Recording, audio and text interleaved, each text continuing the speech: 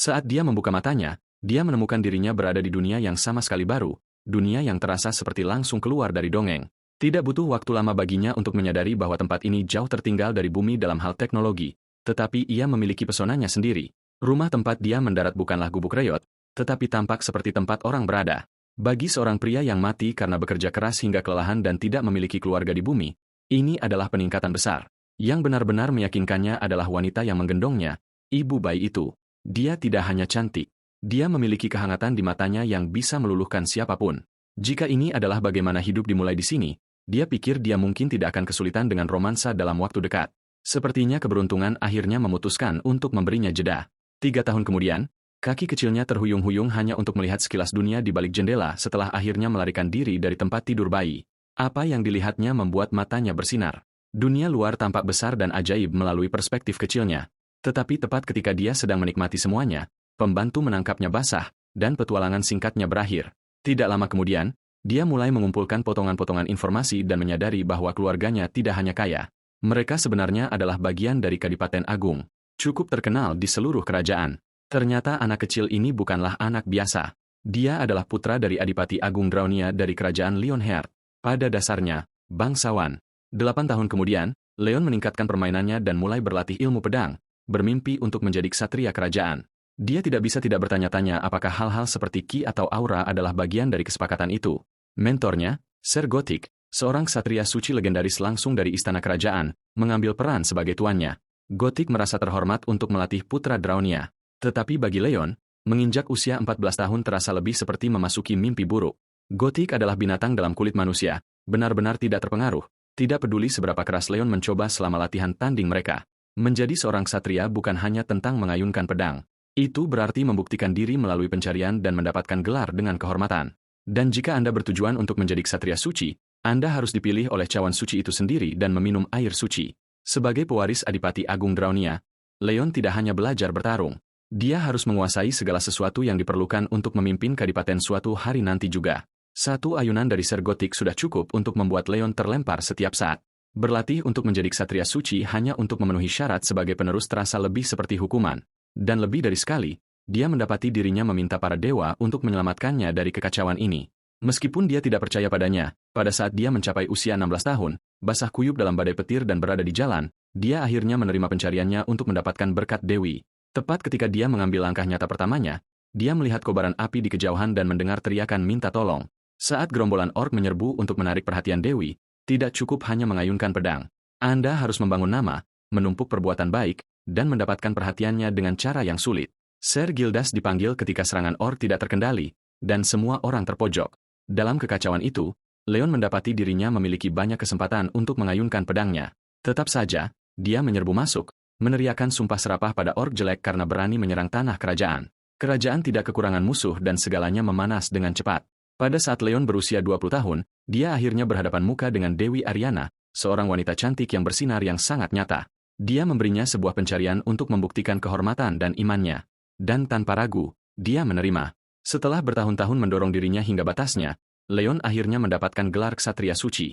Setelah itu, Leon mengamuk habis-habisan, menebas orc, memusnahkan goblin, dan menghancurkan sekte jahat, akhirnya mendapatkan gelar ksatria perang, yang memberinya wewenang untuk memimpin ksatria lain. Dia kemudian memusnahkan lebih dari 700.000 orc. Pada saat dia berusia 35 tahun, orang suci yang hidup dan demigod, Argan Majesty Lionheart, gugur dalam pertempuran melawan Archdemon yang dipanggil oleh kekaisaran. Dengan perginya para orc, iblis mulai mendatangkan malapetaka, mendorong umat manusia untuk menaruh kepercayaan mereka pada para dewa sekali lagi. Leon menggumamkan sumpah serapah pada penyihir sembrono yang menyebabkan semuanya. Dengan tahta yang dibiarkan kosong, seorang ksatria suci baru harus dipilih untuk melanjutkan warisan Raja Lionheart. Saat itulah Dewi Ariana beralih ke Leon Draunia dan dia menerima panggilannya, bersumpah untuk tidak pernah mengecewakan rakyatnya.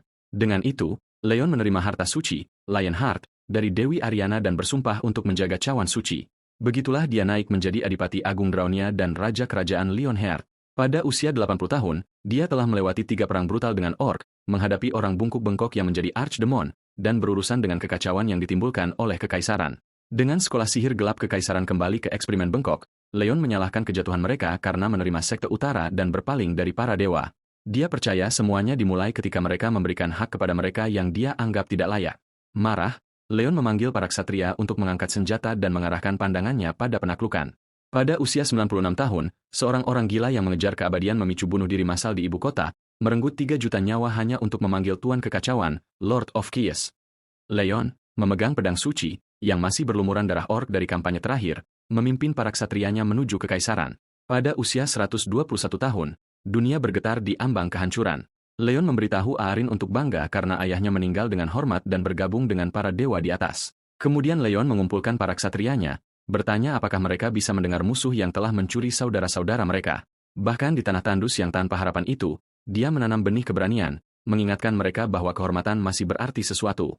Mereka tidak bisa menghentikan kejahatan menyebar melampaui cakrawala. Tetapi Dewi, pembawa pedang suci, tombak, dan cawan, berdiri bersamanya sampai akhir. Itulah saat mereka menyerbu. Musim dingin itu, pasukan Leon menghadapi serangan terakhir mereka melawan miliaran iblis yang tersebar di seluruh bumi. Buddha barbar digunakan sebagai tameng daging, dan ksatria sipil yang dipersenjatai dengan tombak dan perisai gugur dengan hormat di samping para ksatria yang mulia, orang yang dipilih oleh semua dewa dan kuil suci. Leon menghancurkan iblis dan archdemon hingga akhir yang pahit, menunjukkan apa artinya menjadi ksatria suci yang sejati. Pada usia 256 tahun, ia menghancurkan gerbang iblis terakhir, memotong setiap jalan keluar bagi sisa-sisa kotoran. Pada saat dia mencapai usia 300 tahun, seseorang melihat seorang prajurit bercahaya yang telah menjatuhkan archdemon yang suram dengan satu tebasan. Ketika mereka bertanya siapa dia, Leon melangkah maju seperti matahari terbit dan menyatakan dirinya sebagai Raja Leon Draunia Leonheart, ksatria-ksatria agung dan pembawa kehendak kuil suci. Tahun itu menandai kembalinya Raja Malam, Night King, tepat saat dia bertemu penduduk bumi setelah memusnahkan setiap iblis terakhir. Setelah itu, sebuah gerbang misterius terbuka di pusat Seoul, diberi peringkat sebagai ancaman kelas hitam tak teridentifikasi. Korea dan Asosiasi Pemburu Global memanggil guild besar untuk menyerbunya, tetapi semua orang mundur karena bahaya yang tidak diketahui. Pemerintah akhirnya menugaskan Asosiasi Pemburu Korea untuk masuk terlebih dahulu, pada dasarnya mengirim mereka ke kematian. Di dalam, pandangan pertama manajer Asosiasi Hanhari adalah seorang pria yang benar-benar telanjang, dan dia tidak bisa berhenti memikirkannya. Manajer kepala Kim Jin-soo menyadarkannya dengan secangkir kopi. Dia berbagi bagaimana tidak ada yang percaya ceritanya, tetapi Jin-soo sudah menduganya. Gerbang iblis peringkat hitam, iblis besar. Namun entah bagaimana mereka semua keluar hidup-hidup. Rasanya seperti mukjizat berkat pria itu. Hanhari menginterogasi Leon, mengklaim dia selamat di dalam gerbang sebagai penyintas dari dunia lain. Ternyata beberapa orang telah berhasil keluar dari alam gerbang sebelumnya. Selama 30 tahun terakhir, gerbang-gerbang ini memiliki pola, dunia yang sekarat atau yang sudah hancur. Kadang-kadang penyintas kembali dari alam iblis dengan kekuatan gila yang masih utuh. Itulah sebabnya pemerintah melakukan yang terbaik untuk mendukung dan mencari mereka. Hanhari melihat potensinya dan tahu Leon adalah sesuatu yang lain. Jin-soo juga tercengang, bahwa pemburu peringkat A mempertaruhkan hidup mereka melawan iblis tingkat tinggi. Namun, Leon menjatuhkan satu dalam satu pukulan. Jenis monster yang membuat bahkan peringkat S gemetar bukanlah apa-apa baginya. Tetap saja, Jin-soo sedikit gelisah tentang kesenjangan budaya karena Leon bertingkah seperti bangsawan penuh. Hanhari mengabaikannya, berpikir dia mungkin orang baik. Tetapi begitu mereka tiba, mereka menyaksikan Leon berteriak pada para pekerja, memecahkan kaca yang diperkuat yang bahkan monster tidak bisa memecahkannya. Ya ampun, bukan orang baik. Binatang ini jelas memiliki kompleks superioritas yang serius. Sekitar 15 menit sebelumnya di ruang interogasi, Leon merasa tidak pada tempatnya. Dia ingat menjadi seorang pria berusia 20-an yang meninggal karena terlalu banyak bekerja hanya untuk bereinkarnasi ke dunia lain, menjadi raja dan ksatria, memerintah selama lebih dari 1 abad, dan menghabiskan 200 tahun membunuh iblis. Sekarang kembali ke bumi, dia senang dia masih ingat sedikit tentang tempat ini. Dia memutuskan untuk merahasiakan identitas aslinya. Bagaimanapun, Raja Malam yang legendaris terdengar jauh lebih baik daripada beberapa pekerja kantoran yang kelelahan. Leon juga tidak melepaskan sikap kerajaan. Agen botak itu kesulitan menanganinya, tetapi Leon berasumsi dia adalah kaki tangan pemerintah atau hanya seseorang yang mencoba untuk tetap menghormati. Ketika agen itu mengangkat gerbang hitam dan pembantaian iblis oleh Leon, Leon mengoreksinya, dengan bangga mengatakan dia memusnahkan semua spesies jahat dan menjunjung tinggi kehormatan ksatria. Dia kemudian menuntut agar agen itu bertindak sebagai sekretarisnya untuk mencatat kisah agungnya. Baldi berpura-pura di bawah alasan perbedaan budaya, jadi dia setuju. Leon mengisyaratkan bahwa bangsawan pantas mendapatkan perlakuan yang lebih baik, pada dasarnya mengatakan dia lapar, dan pria itu bergegas pergi untuk menanganinya. Lebih dari segalanya, Leon ingin tahu apa yang terjadi pada dunia saat dia pergi. Baldi mulai menjelaskan bagaimana semuanya dimulai 30 tahun yang lalu ketika gerbang tiba-tiba terbuka di seluruh dunia, membanjirinya dengan monster dan iblis. Setelah kerugian besar, orang-orang tahu bahwa setiap gerbang memiliki tema, dan jika dibiarkan, Dungeon di dalamnya akan meledak, melepaskan kekacauan. Tepat saat dia mengalihkan topik pembicaraan ke makanan, Leon tenggelam dalam pikiran, membandingkan gerbang dan quest bumi dengan kejatuhan dunianya sendiri dari invasi iblis. Rasanya seperti semacam ujian untuk memperkuat umat manusia. Kemudian makanan tiba, dan Leon hampir kewalahan oleh bau kaldu tulang yang kaya yang dimasak selama berjam-jam, dibumbui dengan tepat, dengan kimchi renyah di sampingnya. Sebagai mantan buruh, ini adalah makanan yang menenangkan, hampir sakral. Tetap saja, Leon memaksakan reaksinya dan memanggil Baldi, mengklaim itu adalah penghinaan untuk menyajikan makanan rakyat jelata seperti itu kepada seorang bangsawan. Dia mengingatkan mereka tentang siapa dia lagi. Leon Draunia Leonhard, bangsawan dari dunia lain, adalah penjaga yang dipilih dewa dari cawan suci, pembawa pedang dan tombak suci. Dia adalah pembunuh jutaan iblis, tuan kekacauan, kedengkian, dan sejarah hidup dari perang 300 tahun. Dulunya seorang penduduk bumi yang rendah hati, kini menjadi raja yang kembali yang percaya dunia ini rusak karena kurangnya iman. Leon melihatnya sebagai tugas kerajaannya untuk membimbing yang hilang. Bahkan kembali ke bumi, dia masih memikul beban Raja Malam. Setelah disajikan steak yang juicy, harga diri Leon utuh. Pria yang terobsesi pada kehormatan ini membuat Jinsu bertanya-tanya bagaimana dia bahkan mengenali mie ayam dan kacang hitam mereka. Han-Hari hanya lega dia menikmati steak tebone dengan sebotol anggur merah dari tahun 1993. Jinsu memberi isyarat kepada Hari untuk memimpin interogasi, tetapi dia jelas ketakutan dan kesulitan dengan cara bicara Leon yang kuno. Jinsu, sedikit kesal, mulai curiga Leon mungkin tertarik pada Hari, terutama karena dia memanggilnya berani sebelumnya dan tidak mengusirnya. Hari, sedikit ragu, mengintip ke kamar yang mulia dan dengan sopan bertanya apakah dia bisa mengganggu. Leon menyeka mulutnya, mengenali wanita ahli pedang dari sebelumnya dan mengundangnya untuk duduk, yang menghangatkan hati Hari. Dia bertanya apakah dia menikmati makanan itu, dan Leon mengakui ketulusan dan keterampilan Koki, meyakinkannya bahwa frustrasinya bukan tentang makanan. Itu lebih tentang kurangnya rasa hormat mereka dalam memperlakukan seorang raja dengan benar. Dia dengan lembut menjelaskan bahwa bagaimana mereka memperlakukan bangsawan asing mencerminkan status bangsa mereka. Hari gugup, menyadari betapa tidak sopannya dia. Leon membiarkannya berlalu, mengkonfirmasi namanya adalah Hari, dan juga mengetahui bahwa iblis meneror bumi. Hari mengungkapkan bahwa misinya adalah merekrut Leon ke dalam Asosiasi Pemburu Korea Selatan dan negara mereka. Dia secara resmi bertanya apakah Raja Leon akan mempertimbangkan untuk bergabung dengan asosiasi. Leon mengerti bahwa perang intelijen abad ke-21 adalah tentang mencari penyintas untuk suatu negara, tidak peduli janji apapun yang dibuat. Dia tahu dia harus bertarung jika dia tinggal, tetapi seorang raja tidak dapat mengabdi di militer negara lain. Jadi Leon memutuskan untuk membentuk ordo ksatrianya sendiri di dunia ini. Harry mengangguk, memahami keputusannya. Dia tidak punya banyak hal untuk diperdebatkan. Kemudian, Jinsu berkomentar bahwa itu adalah hal yang baik Leon tidak terpengaruh oleh negara atau guild lain. Hari tidak percaya bahwa asosiasi yang terikat dengan pemerintah harus tunduk pada seseorang seperti dia. Hari, bersemangat, mengecam guild besar karena menggunakan uang dan kekuasaan mereka untuk membeli penyintas. Tepat ketika Jinsu akan mengatakan sesuatu tentang Phoenix Guild, lantai bergetar.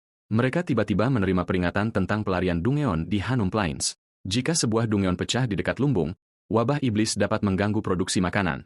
Hari tahu bahwa pemburu peringkat S Lee Yongwan dari Phoenix Guild mampu menjatuhkan gerbang berwarna oranye. Jinsu yakin bajingan ini sedang merencanakan sesuatu. Leon, yang mendengar semuanya, menyadari orang-orang ini dalam masalah. Ketika pelarian Dungeon terjadi, Leon yakin itu akan merusak tanaman dengan menginfeksinya, jadi dia memutuskan untuk mengambil tindakan di tempat yang tidak di bawah kendali Deira. Seorang berambut pirang berjubah hijau menari di tiup angin di dekat kastil putih besar sementara Dungeon mendatangkan malapetaka di inti. Pemburu Lee Yongwan, peringkat S dan Master Guild dari Phoenix Guild, memperhatikan Jinsu dan Hari masuk. Jinsu yakin bahwa bajingan ini sengaja membiarkan Dungeon pecah. Semua karena permintaan mereka untuk keringanan pajak atas keuntungan gerbang ditolak. Meskipun ditolak, Phoenix Guild menghasilkan keuntungan besar dari produk sampingan gerbang, seperti kristal sihir dan material monster. Namun, bajingan-bajingan ini berusaha menghindari pembayaran 1 triliun dalam bentuk pajak. Meskipun mereka telah cukup diuntungkan dari menjadi guild besar, tidak ada yang pernah cukup bagi mereka. Jinsu tidak pernah membayangkan mereka akan tenggelam serendah itu hanya karena penolakan sederhana. Hari berteriak pada pemburu Yongwan, mengingatkannya bahwa seminggu telah berlalu dan gerbang Dungeon perlu ditutup. Yongwan menyeringai dengan sikap tidak peduli, mengakui konsekuensinya, tetapi menyebutkan bahwa rekan-rekan yang terluka mungkin menjadi masalah untuk penyerbuan. Dia berjanji mereka akan menanganinya besok, meskipun tidak ada jaminan. Ini membuat Jinsu dan Hari marah. Hari tidak bisa diam, mempertanyakan patriotisme Yongwan, mengetahui apa yang bisa terjadi jika Hanum Plains terinfeksi. Tiba-tiba, Yongwan tertawa sinis, mengingatkan Hari tentang peristiwa tahun lalu dan dengan dingin mengatakan bahwa di dunia ini, keadilan adalah tentang uang dan kekuasaan. Sebuah suara yang akrab memanggil Yongwan, bajingan picik, kuno. Dia membentak Leon, tetapi Leon tidak menerimanya dengan enteng, mengatakan kepadanya bahwa seseorang serendah dirinya tidak boleh memanggil seorang raja seperti itu. Yongwan, Terkejut dengan penghinaan itu, terkejut, terutama karena dia adalah salah satu dari 20 pemburu peringkat es teratas dunia dan Master Guild dari salah satu dari 10 guild teratas. Dia siap memukul Leon, tetapi berhenti ketika Hari dengan cepat mengingatkannya bahwa Leon adalah seorang penyintas. Seketika, Yongwan mengubah nadanya, membungkuk untuk menunjukkan rasa hormat. Dia bertanya apakah Leon berasal dari guild berwarna abu-abu, tetapi Leon tidak tertarik pada obrolan ringan dengan petani, malah berfokus pada Jinsu dan menuntut ringkasan yang jelas tentang gerbang tersebut. Jinsu dan Hari lega, senang memilikinya. Untuk mempercepat, Hari menjelaskan bahwa pelarian Dungeon biasanya dimulai dengan tanah yang terinfeksi oleh elemen iblis, yang mencegah tanaman tumbuh. Karena Hanum Plains adalah lumbung kunci, ini menjadikannya situasi kritis. Untuk memperbaiki ini, Hari mengatakan mereka perlu membersihkan Dungeon dan memurnikan tanah. Setelah Leon memahami masalahnya, dia memerintahkan Hari untuk memanggil bala bantuan. Dia bersikeras untuk mengambil alih situasi keesokan harinya setelah waktu untuk kelompok lain habis. Namun, sebelum apapun, Leon menuntut pemberitahuan resmi persetujuan dari Raja Bangsa. Sampai saat itu, dia menolak untuk bertindak. Hari mencoba menjelaskan bahwa itu tidak serumit itu, tetapi Leon, sebagai seorang pria berprinsip, bersikeras mengikuti hukum dan menuntut agar pesan dikirim kepada Raja segera. Sementara itu, Yongwan terlihat terguncang, tampak seperti dia melihat hantu. Dia yakin Leon bahkan lebih merepotkan daripada dirinya. Setelah mendapat persetujuan Presiden, Hari memberitahu bahwa semuanya sudah diatur. Dia bertanya apakah boneka jerami benar-benar diperlukan, dan Leon menjelaskan bahwa memurnikan tanah yang terinfeksi membutuhkan seni ritual yang tepat. Dia telah mengajukan permintaan untuk dua hal, boneka jerami dan para ibu yang membuatnya. Setelah mereka berkumpul, Leon memanggil perhatian mereka dan meminta mereka untuk mempresentasikan boneka buatan tangan mereka, memicu kontes membuat boneka yang tidak terduga. Sebagai juri, Leon mengkritik keras boneka-boneka jelek itu, menggagalkan sebagian besar wanita dan bahkan menolak Hari. Dia tidak percaya wanita yang telah melahirkan dapat membuat boneka yang begitu mengerikan. Akhirnya, dia menyetujui seorang wanita lanjut usia berusia akhir 80-an yang telah membesarkan 12 anak, menyebutnya patriot sejati. Sementara dia biasanya akan memberikan medali dan hadiah, kali ini dia hanya meminta pengampunannya, yang membuatnya tersipu. Kemudian, Leon membawa boneka yang disetujui ke Hanum Plains di mana semuanya sudah siap. Saat dia menawarkan boneka panen kepada Ibu Pertiwi, geng Yongwan menonton dari pinggir lapangan. Tiba-tiba, tetesan memenuhi cawan suci. Matahari terbit dan cahaya merah menyebar di langit. Boneka jerami itu berdiri sendiri, dipenuhi energi ilahi. Kemudian Bunda Bumi itu sendiri, Deira, Dewi Kehidupan dan Kelimpahan, turun ke dalam boneka dan menyambut mereka setelah waktu yang lama, menandai kembalinya keilahian ke tanah ini. Leon menyambut Deira dengan pujian atas rahmat ilahinya, dan dia menjawab dengan menyebut tanah itu ternoda dan penuh kejahatan. Dia setuju, mengatakan bahwa banyak makhluk jahat telah menyeberang ke dunia ini, tetapi tidak ada keilahian sejati yang ada di sini, kemungkinan karena kegagalan yang rendah dan tidak layak. Demir menunjukkan bahwa keserakahan dan ketidaktahuan tidak selalu dosa, melainkan sifat manusia. Ketika ditanya, Leon mengakui sulit untuk menonjol di antara pendekar pedang, tetapi percaya penakluk sejati adalah ilahi secara alami. Dia bersumpah untuk membimbing yang bodoh dengan otoritas dan tugas yang seimbang sampai Pantheon baru bangkit. Ketika dia menawarkan untuk mengabulkan permintaan, Leon meminta Deira, Dewi Bumi, yang diselimuti warna hijau, untuk memurnikan tanah. Dengan gembira, dia memberkati tanah dengan esensinya, berjanji bahwa semua yang berjalan di tanah ini sekarang akan mengikuti Leon. Setetes suci jatuh, membersihkan bumi, dan Leon dengan tegas memanggil semua orang untuk menyaksikan dunia ini sekarang disentuh oleh keilahian. Baginya, tujuan hidup yang sejati adalah melahirkan dan berkembang. Leon melanjutkan tentang bagaimana kelahiran dan kemakmuran membuktikan bahwa bumi yang subur adalah tanda hidup dari janji ilahi. Tetapi Yongwan menyadarkan semua orang dengan menyebut tanaman yang tumbuh secara ajaib itu racun. Itu benar-benar membuat Leon marah, dan dia tidak akan membiarkan ketidaktahuan terbang dua kali. Dengan dingin di udara, Leon menyuruh Yongwan untuk menjaga mulut kotornya. Tetap saja, Yongwan tidak akan mundur dan berencana untuk mengekspos Leon sebagai penipu dengan menuntut bukti. Dia bahkan membawa penilai yang menggunakan sihir penilaian pada tanaman dan membeku karena terkejut. Ternyata nasi itu adalah tanaman langka yang diberkati dari daerah sendiri yang dapat menyembuhkan penyakit tingkat 3 jika dimakan dalam jumlah yang layak. Bahkan kanker tidak akan memiliki kesempatan. Seluruh kerumunan tercengang. Jinsu segera meminta panci dari rumah kepala desa karena makanan ajaib semacam itu tidak boleh diabaikan. Setelah memasaknya, sebuah jendela biru muncul menunjukkan Jinsu mendapatkan 8 jam stamina dan mana dipulihkan setiap menit. Dia terpesona, menyadari benda ini pada dasarnya bernilai sekitar 3 juta won sebotol. Entah dari mana, Hari masuk dan dengan santai menjatuhkan berita bahwa dia memakan serangga karena penasaran. Jinsu hampir muntah, tetapi kemudian dia mengungkapkan serangga itu memberinya buff, yang benar-benar mengejutkannya. Jika energi ilahi benar-benar menyebar kemana-mana, maka setiap makhluk hidup mungkin membawa buff sekarang. Itu membuat Jinsu bersemangat, dan dia memerintahkan penyisiran untuk sebanyak mungkin serangga untuk mengisi gerbang dengan buff penuh, yang membakar tim penyerang asosiasi pemburu tidak seperti sebelumnya. Saat Deira bersiap untuk pergi, Leon berterima kasih padanya atas cinta ilahi yang telah dia berkati pada mereka. Nasihat terakhirnya kepadanya sederhana, yaitu untuk tetap kenyang. Ketika Hari bertanya tentang hal itu, Leon menjelaskan kepada orang-orang yang tidak percaya di sekitarnya bahwa kehidupan dan kata-kata yang bermakna dibangun di atas kekuatan ilahi. Dia kemudian mengalihkan fokus semua orang kembali ke gerbang setelah tentara selesai makan. Sementara itu, Yongwan marah, geram karena seorang penyintas mengacaukan rencananya. Dia berharap Leon baru saja mati sehingga pemerintah tidak punya pilihan selain menyetujui permintaannya. Kemudian sebuah ide menyerangnya. Dia menyuruh anteknya untuk santai, mencatat bahwa gerbang itu sudah sebagian dibersihkan. Dengan hanya satu pemburu peringkat A, Han Hari, dia menduga Leon hanyalah tipe pendukung yang beruntung tanpa keterampilan tempur yang nyata. Dalam pikiran Yang Wan, tidak mungkin mereka bisa mengalahkan monster di dalamnya hanya dengan gerakan dasar. Leon memimpin pasukan dunianya ke dalam gerbang dan dengan cepat mengetahui fakta bahwa gerbang ini hanya tertutup ketika bos terakhir dikalahkan atau quest utama diselesaikan. Dia sebenarnya menyukai pengaturannya. Yang tidak disebutkan Hari, adalah bagaimana Dungyeon ini biasanya menyerang Anda. Mereka menemukan kerangka yang terbakar, kemungkinan seseorang yang gagal sebelum mereka, dan mulai memperhatikan Dungyeon itu penuh dengan monster. Ketika ditanya, Hari menjelaskan bahwa membunuh monster biasanya menipiskan jumlah mereka. Tetapi dengan kerangka seperti undead, zombie, atau iblis, mereka terus kembali kecuali bos terakhir dikeluarkan. Leon menyadari satu-satunya cara untuk melarikan diri adalah mengalahkan bos.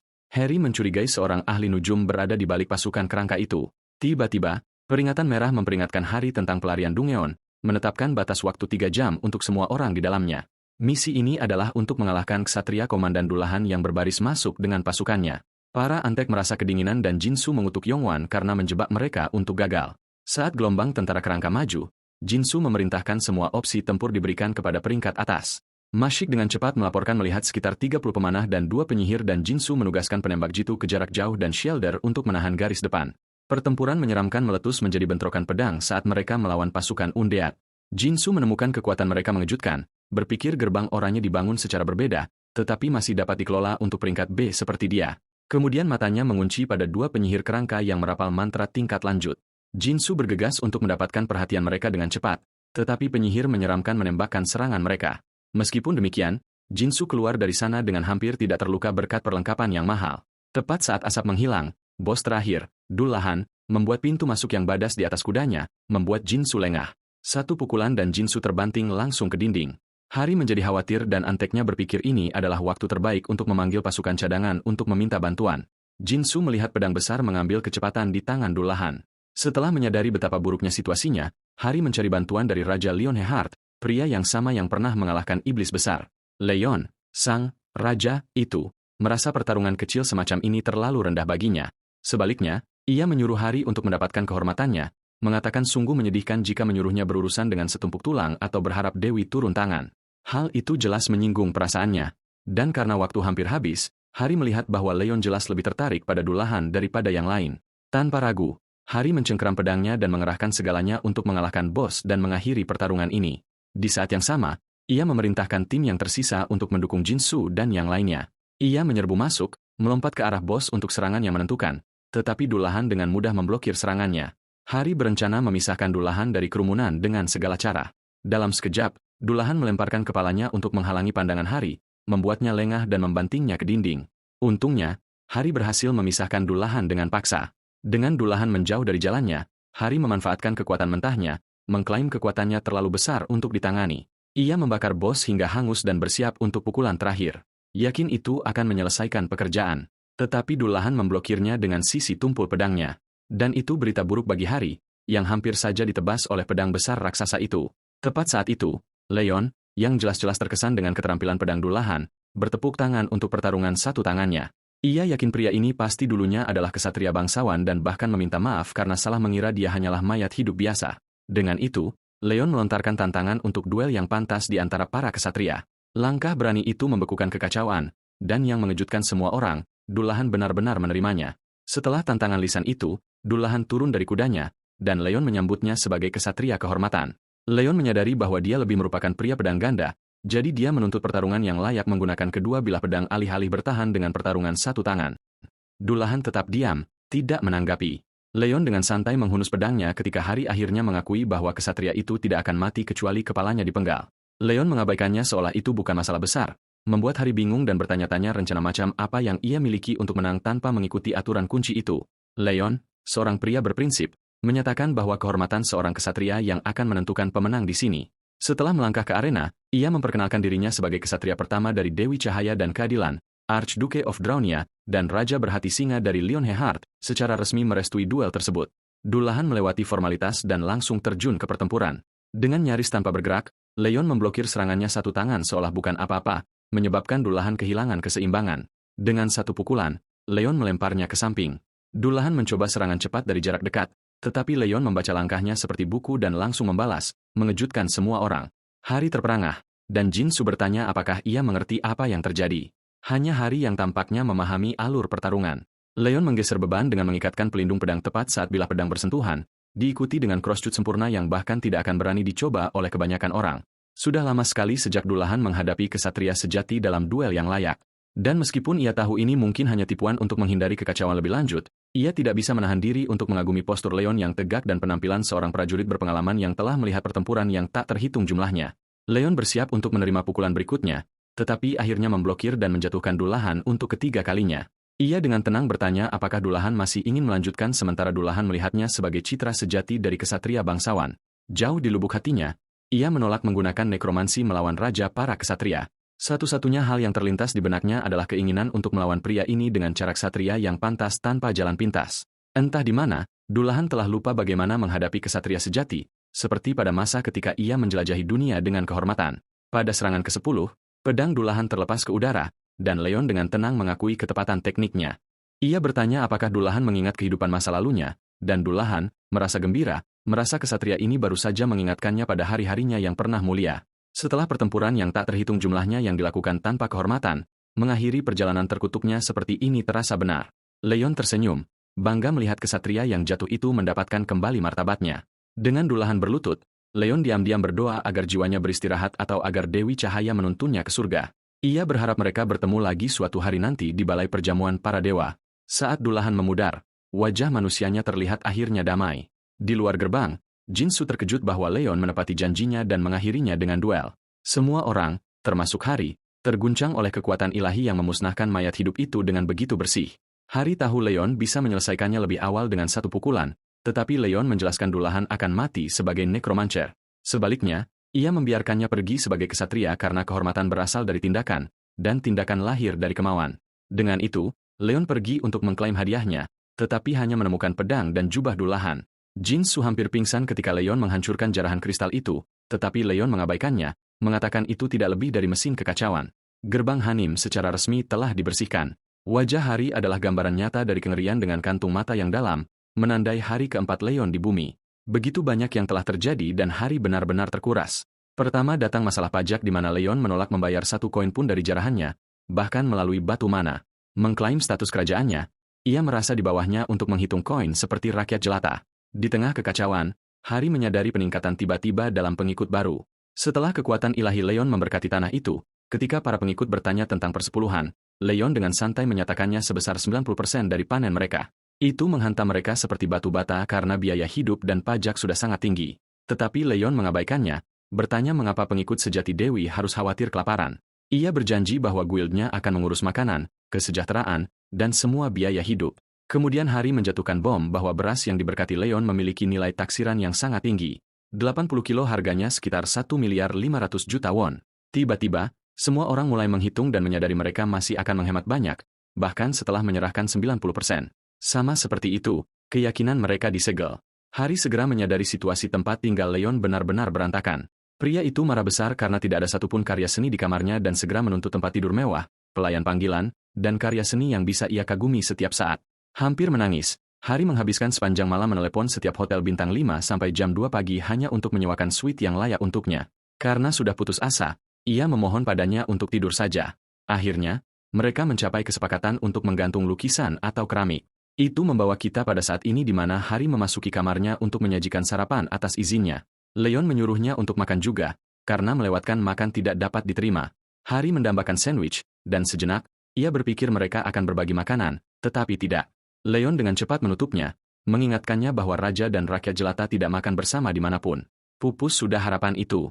Hari menjelaskan bahwa Asosiasi Hunter berencana mendukung Leon dengan bantuan pemukiman kembali dan memastikan dia hidup nyaman. Leon menyukai ide itu dan menyuruhnya menanganinya.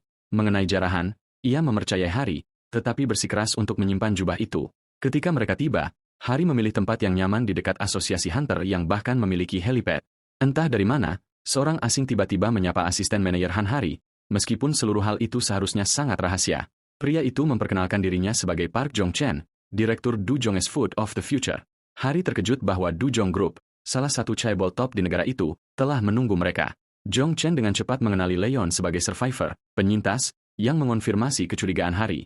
Ia mencoba menawarkan jabat tangan dengan santai, tetapi Leon melihatnya sebagai tanda tidak hormat. Hari memindahkan Leon ke tempat barunya, meyakinkannya bahwa Asosiasi Hunter akan menanggung sewa dan segala sesuatu lainnya selama setahun. Namun di benaknya, ia tidak bisa berhenti bertanya-tanya bagaimana berita itu bocor ketika identitas Leon seharusnya sangat rahasia. Intel penyintas selalu ditangani dengan tenang. Syukurlah, Leon benar-benar mengabaikan Direktur Jong-chen, yang menguntungkan Hari. Tetap, ia tidak tahu mengapa seorang pengusaha begitu tertarik pada Leon. Leon berpikir ini semua tentang keuntungan bagi orang-orang seperti dia, terutama karena mereka memiliki sawah di Home Plains. Ternyata tim intelijen melakukan kesalahan. Seorang streamer merekam semuanya, dan meskipun pemerintah memintanya untuk menghapusnya, petani Tuan Park malah mengunggah ulang bagian di mana Leon melakukan mukjizatnya. Sementara itu, Jong-chen memeriksa dengan para ilmuwannya untuk melihat apakah kehebohan beras itu nyata. Ia ingin tahu apakah efek pada tikus juga bekerja pada manusia. Asistennya mengatakan mereka menghubungi pemilik ladang dan tampaknya setelah makan beras itu, bahkan seekor anjing yang sekarat pun pulih. Seluruh penyakit, kronis dan akut, besar dan kecil, semuanya sembuh dan seluruh desa menjadi sehat. Belum ada uji coba pada manusia, tetapi hasilnya jelas menunjukkan bahwa beras itu bekerja. Jong-chen bisa saja mendapatkan semuanya jika bukan karena survivor wannabe itu, Leon. Ia tidak percaya pria sombong itu berani menyebut Direktur Du Jong Group hanya sebagai pedagang. Sekretarisnya mengatakan potensi beras itu luar biasa, jadi mereka harus mendapatkannya. Bahkan jika Leon memandang rendah mereka, Jong-chen tidak akan mundur. Ia berencana bertemu Leon secara langsung dan menunjukkan padanya dengan siapa ia berurusan. Baginya, Leon mungkin hanyalah penyintas lain yang berpikir dunia ini adalah surga. Tetapi Jong-chen punya rencana untuk menghancurkannya dengan cultural shock, kejutan budaya, yang bagus. Ketika Leon Dragonia kembali ke bumi, ia memiliki 3 tujuan besar dalam pikirannya. Pertama, untuk menyebarkan keyakinan pada ketuhanan sejati. Meskipun ada banyak dewa dan penganut, bumi tidak memiliki kehadiran ilahi yang sejati. Dengan orang-orang yang sakit dan tanah yang membusuk, Leon percaya dewa sejati perlu turun tangan dan memberkati dunia. Tetapi agar itu terjadi, lebih banyak orang perlu percaya. Kedua, ia ingin menciptakan Knights Templar. Karena dunia ini tidak memiliki prajurit yang didukung oleh kekuatan ilahi, sebagai penjaga cawan suci dan raja berhati singa, Leon melihat dirinya sebagai demigod, setengah dewa, sementara para Templar akan berdiri sebagai prajurit suci, orang-orang kudus yang menanamkan ketakutan pada kejahatan. Terakhir, ia bertujuan untuk merebut kembali kekuatan ilahi dan mengangkat para Templar untuk memusnahkan semua kegelapan yang menyebar di bumi. Ia tahu bahwa menyebarkan iman mereka dan menjaga keseimbangan di antara para dewa adalah satu-satunya cara untuk membangun tatanan suci ini. Leon mengakui bahwa membentuk Templar mungkin terlalu berlebihan untuk tempat seperti ini, tetapi ia tetap merasa itu adalah tugasnya untuk mewujudkannya. Tepat pada saat itu, Hari memberitahunya bahwa seseorang ingin bertemu dengannya secara resmi, dan Leon menghargai bahwa mereka benar-benar mengikuti langkah-langkah yang tepat untuk meminta audiensi. Jong-chen akhirnya bertemu Leon Dragonia, bersikap sangat sopan sambil diam-diam siap melakukan apapun untuk mencapai kesepakatan. Kali ini ia muncul dengan hadiah mencolok, berpikir tidak mungkin Leon pernah melihat sesuatu semewah ini. Krunya meletakkan kotak perak yang ramping, dan Jong-chen yakin Leon akan kagum dan akhirnya memohon untuk dikelola olehnya. Namun yang mengejutkannya, Leon menerima hadiah itu tanpa meliriknya sedikitpun, bertingkah seolah ia sedang memberikan bantuan besar kepada Jong-chen. Jong-chen, yang terkejut, bertanya mengapa ia tidak mau melihatnya. Tetapi Leon tidak peduli untuk menjelaskan dan menyuruh Hari untuk menanganinya. Begitu Hari menyentuh kotak itu terbuka dengan sendirinya, memperlihatkan salah satu senjata elit terbaik dari Du Jong Group. Jong-chen mengundang Leon untuk memilih apapun yang sesuai dengan seleranya, dan Hari langsung mengenali perlengkapan kelas atas yang dibuat oleh pandai besi ulung Du Jong. Jong-chen menyombongkan diri bahwa mereka adalah yang terbaik. Dan karena Leon sekarang bertanggung jawab atas kelaparan, ini mungkin berguna. Hari tidak percaya Jong-chen menyerahkan senjata berperingkat unik yang mereka banggakan, barang yang bahkan tidak bisa dibeli dengan uang. Tetapi pukulan yang sebenarnya terasa ketika Leon menepis semuanya sebagai barang rongsokan yang tidak berguna, dan itu cukup untuk mengguncang Jong-chen sampai ke intinya. Bahkan Hari terdiam. Leon menjelaskan tidak ada gunanya memegang pedang yang belum dimandikan cahaya bintang atau diberkati oleh yang ilahi dan mempertanyakan apakah itu hanya dimaksudkan untuk membunuh binatang buas. Jung Chen mulai bertanya-tanya apakah orang gila ini ingin dia menjemur pedang-pedang itu di bawah sinar matahari dan mulai mendoakannya.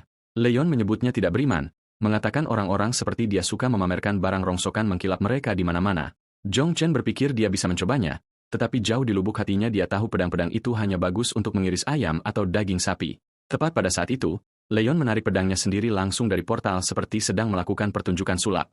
Pedangnya terlihat tua, dan Jung Chen hampir tertawa terbahak-bahak, berpikir orang gila ini benar-benar membandingkan barang antik itu dengan senjata berharganya. Namun, ia ingin tahu apa yang bisa dilakukan pedang sang raja ini. Sementara itu, Leon meminta Han Hari untuk menguji salah satu pedang Jung Chen. Ia terkejut, tetapi memilih pedang yang telah ia kagumi selama 4 tahun, pedang terkenal milik Park Gincheol yang disebut Dawn. Saat ia mencengkeramnya, ia mengatakan ia bisa merasakan energi mentahnya, yang ditarik dari 10 hari berturut-turut menyerap sinar matahari murni di dalam gerbang kelas tinggi. Karena rasa hormat, Hari melihat ke arah Leon untuk meminta izin, tetapi ia mengatakan ia tidak perlu bertanya, cukup untuk bermain-main dengan mainan barunya. Tepat pada saat itu, Leon mengangkat pedangnya dan membiarkan Hari mengayunkan pedangnya ke arahnya. Ia mengerahkan segalanya dalam serangan itu dan akhirnya menghancurkan apa yang disebut senjata kelas atas dari Dujung Group. Momen itu mengirimkan gelombang kejutan melalui kerumunan sementara Leon menyebutnya hanya sampah, bahkan lebih buruk dari yang ia duga. Aksi kecil itu memangkas waktu bertahan hidup Jung Chen menjadi sekitar 3 menit. Pria itu terguncang, baru saja kehilangan apa yang ia klaim sebagai senjata terkuat mereka. Tanpa menunda, Jung Chen mengakui terus terang tentang keinginannya atas hak paten atas beras mukjizat itu, berjanji untuk membayarnya. Ia menyebutkan angka 180 miliar won. Tetapi jauh di lubuk hatinya, ia tahu beras penyembuh kanker bernilai jauh lebih banyak. Namun, ia cukup yakin kesatria gila ini tidak tahu seberapa banyak uang itu. Ketika Leon bertanya apakah Jung Chen mencoba membelinya dengan uang, Jung Chen berpikir ia telah memikatnya dan menawarkan untuk membuat kontrak, memberikan kendali penuh kepada Dujong Group. Tetapi itu adalah batasnya. Leon murka, berubah menjadi raja singa seutuhnya, siap menghancurkan pedagang sombong yang berani memberikan harga pada rahmat ilahi. Kemarahan Leon mencapai puncaknya, dan seluruh kru Jung Chen membeku ketakutan. Jung Chen sendiri bermandi keringat, tahu ia hanya beberapa inci dari kematian. Leon menyatakan bahwa orang bodoh ini baru saja mengakui dosa-dosanya. Saat itulah Jung Chen menyerah, berlutut, berteriak bahwa ia bahkan tidak tahu apa kesalahannya. Leon memberitahunya bahwa tanaman itu adalah berkah suci dari Dewi Dra, hadiah untuk para petani yang mencurahkan keringat dan cinta mereka ke tanah.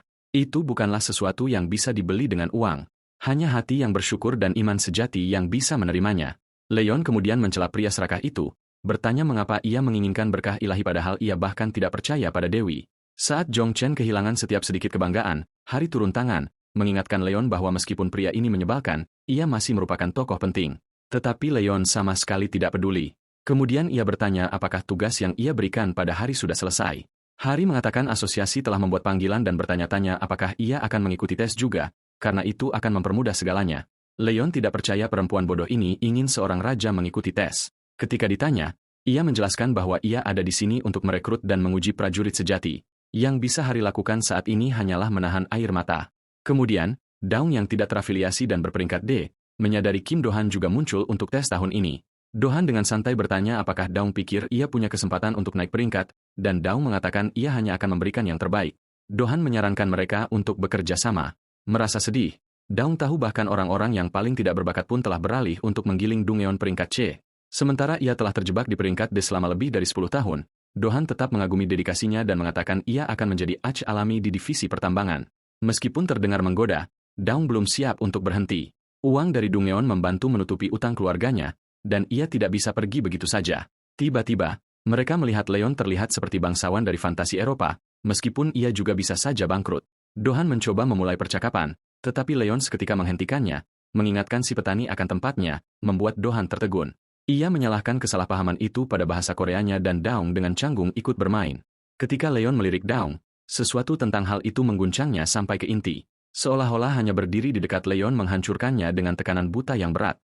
Daung dipanggil ke ruang 2 untuk wawancaranya sementara Leon, tidak terkesan dengan kumpulan lowranker dan pemula yang baru terbangun, menunggu sesuatu yang berharga. Nomornya 77 akhirnya muncul, memanggilnya ke ruang 9. Begitu ia masuk, Leon bersikeras semua orang memanggilnya Paduka. Ia diminta meletakkan tangannya di atas pemindai, yang ia asumsikan akan menampilkan statistiknya. Tetapi sebaliknya, ia membentak mesin dan staf karena berani menilai seorang kesatria, sesuatu yang seharusnya hanya dilakukan oleh kesatria atau dewa lain. Staf yang terkejut bertanya mengapa ia ada di sana, dan Leon menjelaskan ia mencari tentara yang cakap, tetapi kelompok saat ini tidak memenuhi syarat. Ia tertarik untuk melihat tahap berikutnya, yang ternyata adalah uji gerbang yang membangkitkan rasa ingin tahunya. Akhirnya, kesempatan untuk melihat bakat sejati. Lebih lanjut, Daung tahu bahwa sebagian besar gerbang yang sudah dibersihkan disegel, kecuali beberapa yang digunakan untuk tes seperti ini. Daung, mengingat bagaimana tahun lalu, tahu ia harus memberikan kinerja tingkat atas untuk menonjol. Jinmi dan Tahun bertingkah santai, seperti pemula tanpa petunjuk yang tidak benar-benar tahu apa yang mereka hadapi. Bersama Daung, ada seorang pria tua yang terlihat berusia sekitar 60 tahun, berjalan-jalan seolah ia hanya menikmati jalan-jalan di taman. Sebagian besar dari mereka tampaknya adalah ranker C atau D. Daung juga melihat pekerja asing yang ia lihat sebelumnya di lobi, yang terlihat cukup muda untuk menjadi pemula juga. Dengan kelompok yang penuh dengan pemula, Daung mulai bertanya-tanya apakah serangan ini akan berjalan lancar sama sekali. Untuk memulainya, Guda Sunung, yang utamanya adalah seorang dealer, memulai perkenalan dengan menyebutkan ini adalah tahun ke-10 sebagai hunter dan prajurit. Berikutnya adalah Shin Tahun, yang baru terbangun awal tahun ini dan membawa perisai dan tombak. Kakaknya, Shin Nyon, berada tepat di sampingnya, yang menggunakan belati dan juga berlatih dengan busur dan anak panah. Daung terkejut sampai ke intinya bahwa para pemula itu bahkan belum menemukan senjata utama mereka, meskipun mereka mengklaim telah berlatih di pusat-pusat selama 3 bulan. Lalu ada pria tua itu, Oh Gang, yang berada di tahun ke-5 dan menggunakan gauntlet, sarung tangan besi. Ia baru-baru ini berhenti setelah terbangun dengan pengalaman yang sangat minim dan senjata yang tidak bisa menutupi usianya. Itu adalah pengaturan yang lemah. Akhirnya, Daung bertanya kepada pekerja asing itu apakah ia bisa berbicara bahasa Korea. Leon langsung mengatakan ia tidak akan bertarung dan tidak bisa menggunakan pedang yang dibuat untuk membunuh naga hanya untuk membunuh ayam. Setelah mendengarkannya, Daung terkejut menyadari pria ini berbicara bahasa Korea dengan fasih. Tes ini melibatkan perburuan 50 cobalt, dan selama misi, Null mungkin muncul ke permukaan. Para juri mengonfirmasi bahwa jika keadaan menjadi terlalu berisiko, mereka akan turun tangan, tetapi sebaliknya, semua orang diharapkan memberikan yang terbaik. Daung sudah stres, terutama memikirkan bagaimana Leon muncul tanpa senjata. Saat itu, Nyon dengan ramah menawarkan busur dan anak panahnya, tetapi Raja Wanabe itu menganggapnya sebagai penghinaan besar.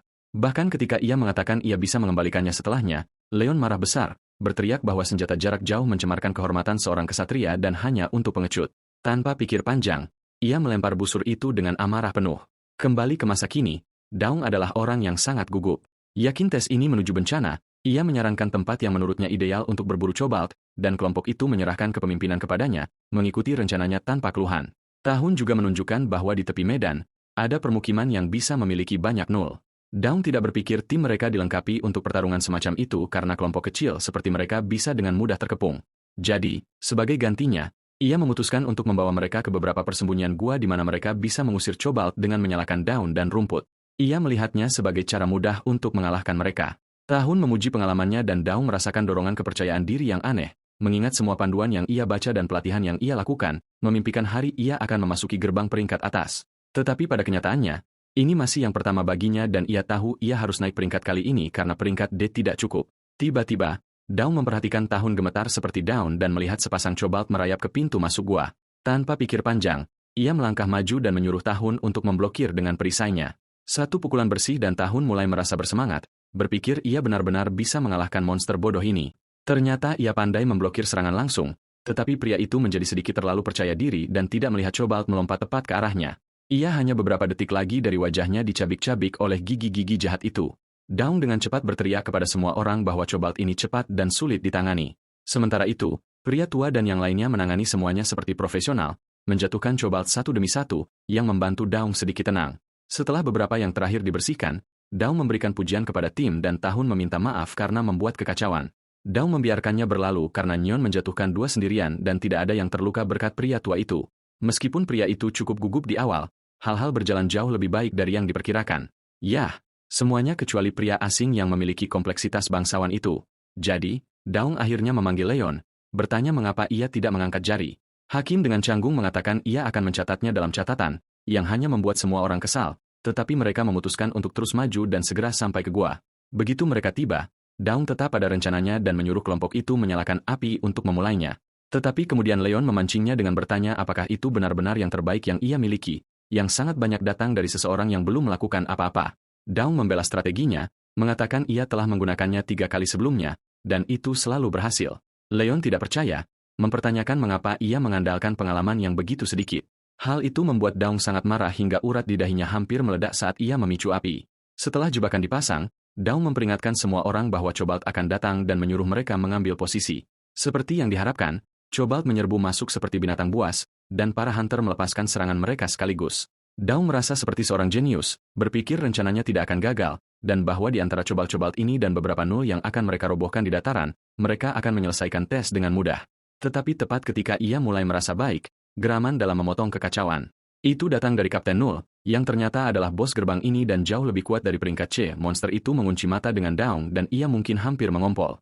Otak Daung hampir mengalami korsleting saat ia melihat bos gerbang berdiri di sana secara langsung dan Nyon harus menyadarkannya kembali ke kenyataan. Ia menenangkan diri dan dengan cepat menugaskan Tahun dan dirinya sendiri untuk menghadapi Kapten Null sementara Nyon dan kakek ditugaskan untuk menangani Cobalt di dalam gua. Daung tahu setiap tim membutuhkan setidaknya satu pemain solid dan mengirim ranker de pemula seperti dirinya melawan bos pada dasarnya sama saja dengan meminta untuk dimusnahkan. Tetapi tanpa pilihan lain, ia menaruh sedikit kepercayaan pada Tahun.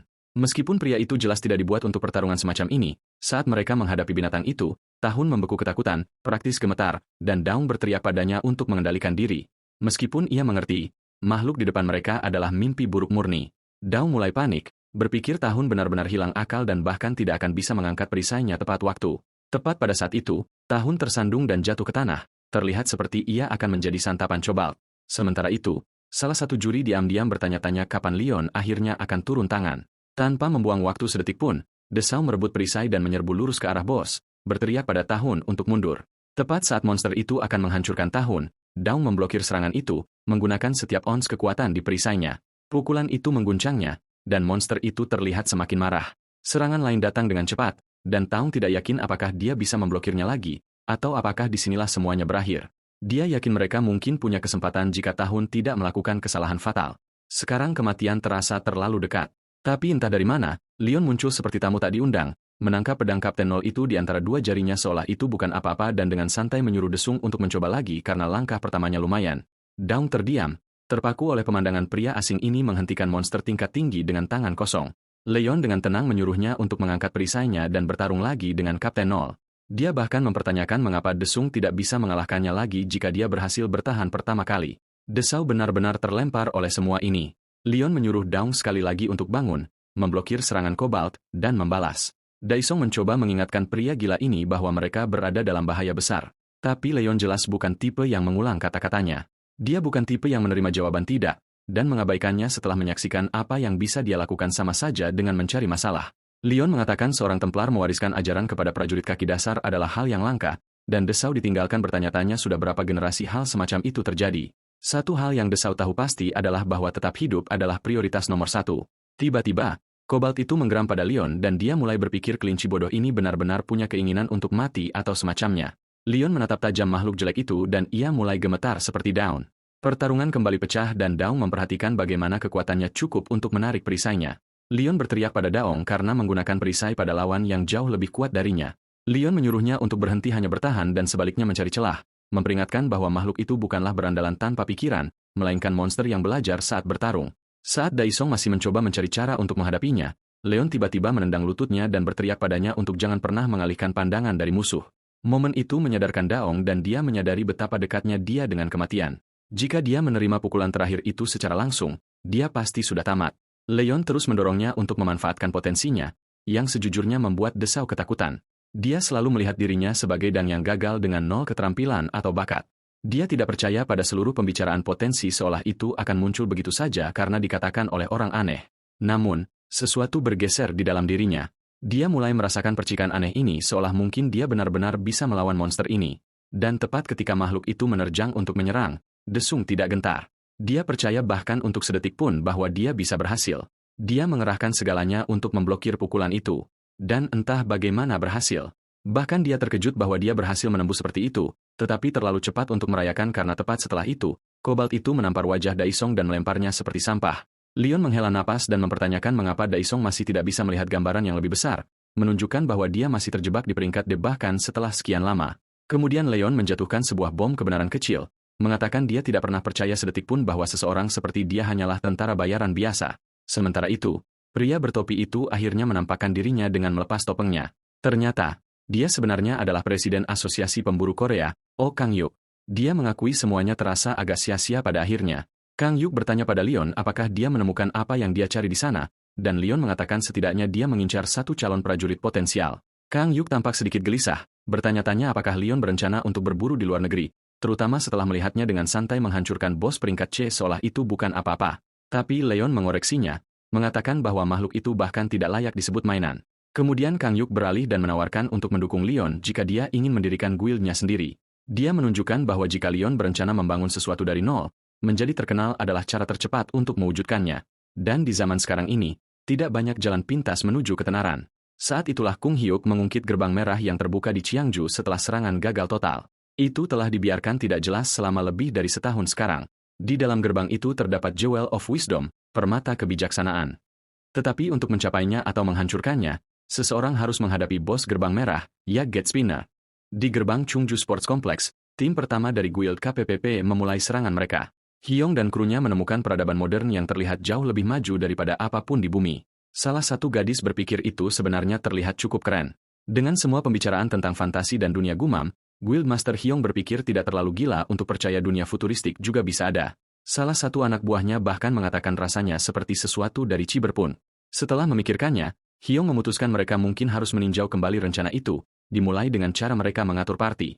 Hoyol yakin tim ini solid dan siap menghadapi beberapa musuh kuat jika diperlukan. Setelah mengamati, Hang menunjuk ke sebuah bangunan terdekat untuk digunakan sebagai base camp mereka karena menawarkan titik tinggi yang solid untuk pengawasan. Hoi mengonfirmasi dia belum menemukan sesuatu yang mencurigakan sejauh ini. Adapun Ya Getspinner, Hyong menyebutkan bahwa dia seharusnya menjadi bos di sini, tetapi tidak ada tanda-tanda kehadirannya dimanapun. Sulit dipercaya seluruh kota sebesar ini tidak memiliki satupun monster atau orang yang berkeliaran. Dalam satu sisi, Hang berpikir itu semacam berkah untuk tidak memiliki pasukan jahat yang memusingkan atau kru perlawanan acak yang mengancam mereka. Tepat setelah itu, Hang memarahi kru KPE karena tidak memiliki cukup info tentang Jack Getspinner. Dia menyuruh mereka untuk tetap waspada dan mengawasi segala sesuatu yang aneh dan memilih tim ekspedisi untuk mengintai area tersebut. Tapi sebelum mereka bahkan bisa bergerak, seberkas cahaya datang entah dari mana dan menghantam kepala Hyong hingga berkeping-keping. Hoyol berdiri di sana dalam keterkejutan total, menyaksikan Han Su Hyong mati dengan cara yang paling brutal. Anggota kru lainnya membeku, ketakutan saat kepala guild master mereka hancur seperti kaca. Serangan mendadak itu membuat semua orang mencari perlindungan, mencoba menghindari berubah menjadi abu. Tiba-tiba, panah api mulai menghujani dari langit-langit, membakar tanah. Semua orang berlarian seperti kesetanan. Hoi menyadari bahwa jika bahkan tanker peringkat A seperti Han Su Hyong tidak bisa menghindarinya, maka apapun yang mereka hadapi adalah sesuatu yang jauh melampaui level mereka. Itu benar-benar terasa seperti jebakan maut. Salah satu gadis melihat gerakan pada jam 3, tetapi tidak tahu seberapa jauh karena semua debu dan pasir di udara.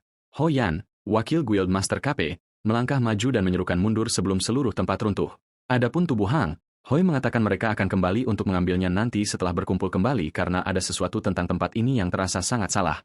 Hoi menyuruh Hayori untuk memeriksa jalan keluar, dan dia menuju ke sana dengan percaya diri, mengatakan dia tidak akan mendeteksi sesuatu yang berbahaya dan bahwa itu aman. Tapi tiba-tiba, dia membeku, merasakan gatal aneh di tenggorokannya, lalu melompat langsung ke jaring tak terlihat yang terbuat dari bilah pisau tipis. Hoyol dan yang lainnya ketakutan, menyaksikan tanpa daya saat Hyari tercabik-cabik tepat di depan mereka. Dia bahkan tidak tahu kapan kabel-kabel itu dipasang. Tanpa membuang waktu, dia berteriak pada krunya untuk memotong semua kabel dan keluar dari sana dengan cepat. Hyal menyuruh mereka melapisi senjata mereka dengan mana untuk memotong. Jauh di lubuk hati, dia panik, bertanya-tanya apakah hanya ada satu musuh atau lebih dan sudah berapa lama mereka menguntit mereka. Sementara kru berupaya membersihkan kabel, sebuah robot memperbesar mereka dengan lensanya, siap menyerang. Satu pukulan menghabisi tim Hoyol dalam sekejap, meninggalkan Nim hancur. Dia berteriak agar musuh keluar, marah dan putus asa. Saat itulah robot itu akhirnya jatuh di depannya, dan semuanya menjadi jelas. Benda ini adalah Ya Getspinner. Sebuah suara keluar melalui robot itu, menggoda bahwa jika Hoi memiliki sesuatu seperti ini, dia tidak akan pernah kehabisan amunisi dan bisa bertarung tanpa henti. Hoi sangat marah, benar-benar kehilangan akal karena fakta bahwa orang gila ini memusnahkan seluruh krunya hanya untuk membuktikan maksudnya. Pada saat itu, Ya Getspinner mengeluarkan tali bercahaya dan melemparkannya ke arah Haye, bertujuan untuk mengakhirinya untuk selamanya, mengklaim itu semua untuk melindungi kota. Di gerbang Cheongju, tim serangan pertama pemburu KPPP memiliki 58 anggota, dan tidak ada satupun yang berhasil keluar hidup-hidup. Bos gerbang itu kini telah dinaikkan menjadi tingkat merah, dan semuanya ditunda tanpa batas waktu. Kemudian, tim serangan kedua memutuskan untuk tidak menginjakan kaki ke kota untuk menghindari bertemu Jokspina. Sementara itu, tim serangan ketiga sepenuhnya fokus untuk mendapatkan Jewel of Wisdom dan rampasan lainnya. Pria berambut putih itu dengan berani menyatakan bahwa 60 miliar won akan diserahkan kepada guild tim kedua. Setelah semuanya beres, mereka menuju ke gerbang Cheongju Sports Complex. Akses gerbang ini telah diberikan kepada salah satu dari 10 guild teratas Korea, Golden Lion, dipimpin oleh Guildmaster Huang Gumcho, peringkat S, dan Wakil Guildmaster Hang Yonha, peringkat A, bersama dengan 47 anggota lainnya. Selain mereka, Menara Sihir telah mengirim Guild Taisung, yang mendekati peringkat S, dengan skuad yang terdiri dari 48 tentara bayaran. Dan tidak ketinggalan, Han Hari dari Asosiasi Pemburu Korea, peringkat A, ada di sana juga, menuangkan teh jelai untuk Yang Mulia, yang juga bergabung dalam aksi di bentangan sepi yang tersisa dari peradaban modern ini. Tim serangan keempat gerbang Jungju mendirikan base camp mereka. Leon memeriksa Han Hari, menanyakan apa yang mengganggunya. Hari mengakui dia punya firasat buruk. Dia meragukan hal-hal akan berjalan lancar di sini, tetapi anehnya, dia juga khawatir jika itu benar-benar terjadi. Dia pikir kasus terbaik adalah semuanya berjalan lancar dan Leon tidak perlu turun tangan. Tetapi itu juga berarti kesempatannya untuk mendapatkan ketenaran mungkin luput. Leon benar-benar baik-baik saja dengan itu. Dia dengan tenang menjelaskan bahwa jika Raja Hati Singa tidak perlu mengangkat jari, itu berarti situasinya tidak terlalu buruk. Dia menjelaskan, mengatakan bahwa kepemimpinan dapat ditangani oleh siapa saja yang tidak membiarkan kesombongan menghalangi. Tapi itu cerita yang berbeda ketika datang ke Raja Ksatria. Itu memicu rasa ingin tahu Har. Kemudian menjadi jelas dan dia menyadari bahwa setiap kali Leon turun tangan, itu untuk menghentikan jenis serangan yang tidak bisa ditangani orang lain. Leon memperjelas bahwa Raja harus menjadi dinding terakhir, garis pertahanan terakhir. Jika Raja Ksatria harus turun ke lapangan, itu berarti semuanya telah menurun drastis dan yang lain sudah gagal. Dan menilai dari kondisi kru yang menyedihkan saat ini, Leon bertaruh tidak akan lama sebelum dia harus turun tangan lagi. Namun, Hari percaya tim serangan ini dengan Esrang Huang Gumcho dan seorang mage mungkin benar-benar punya kesempatan. Leon melihat mereka jauh lebih kuat dari manusia biasa, tetapi masih berpikir mereka tidak benar-benar memahami perang seperti dia. Lebih dari itu, dia mempertanyakan strategi mereka, terutama bagian di mana mereka berasumsi pinggiran kota aman. Bahkan setelah bertemu musuh, Leon terkejut melihat betapa percaya dirinya mereka pada informasi mereka. Dia tidak mengerti bagaimana yang disebut tim serangan ini berpikir menganalisis pola monster dan bereaksi terhadapnya adalah semacam langkah cerdas. Bagi Leon, itu tidak masuk akal. Tidak ada jenderal sejati yang akan mengandalkan rencana semacam itu, terutama ketika berhadapan dengan seseorang seperti Yaget Spinner, yang dia lihat bukan sebagai monster, tetapi sebagai panglima perang yang tajam dan berbahaya. Saat itulah ledakan terjadi entah dari mana, mengejutkan semua orang sepenuhnya. Seorang anak laki-laki memanggil Yapi, robot itu, mengatakan dia menyesal itu harus berakhir seperti ini, tetapi meminta satu bantuan terakhir. Yapi menerima perintah terakhir anak laki-laki itu, yaitu menghapus semua makhluk asing yang melanggar batas kota. Dengan misi itu, ia berangkat untuk memenuhi permintaan terakhir anak laki-laki itu dengan melenyapkan setiap penyusup. Yapi, sekarang seperti meriam lepas, mengamuk total, menakuti semua orang. Saat lensanya memperbesar untuk mengunci target, seorang pria tiba-tiba mengayunkan palu dan menyingkirkan robot kecil itu. Tepat setelah itu, semua orang menyaksikan ledakan besar yang mengguncang mereka sampai ke inti, dan mereka dibiarkan bingung tentang monster macam apa yang baru saja memusnahkan 23% dari kekuatan hidup mereka. Yapi bersiap untuk melancarkan serangan lagi, tetapi pria palu itu menghancurkannya lagi dengan keras, menyebabkan lonjakan serius dalam tekanan internal. Gumson bersiap untuk mengejar kaleng logam itu selanjutnya. Setelah itu, Guildmaster turun tangan untuk mengambil kendali penuh dan melenyapkannya, yang tampaknya membuat mesin itu kehilangan akal. Yapi mulai mendatangkan malapetaka di seluruh area lapangan. Guildmaster dengan cepat mengaktifkan medan gaya distorsi dan menyuruh semua orang berkumpul. Bahkan saat itu, tempat itu masih kacau balau. Seorang pria menyebutkan kepada Guild Taong bahwa lintasan peluru benar-benar kacau. Taeyong menunjukkan bagaimana alat sihir yang dirancang untuk melawan Spinner sudah terpengaruh dengan peluru melengkung di udara.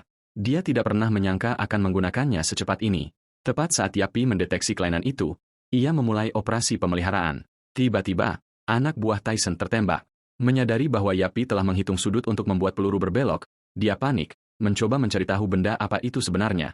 Saat itu, Tyson mendapat panggilan untuk mematikan medan distorsi karena arah peluru terlalu tidak terduga. Baterai alat sihir hampir habis.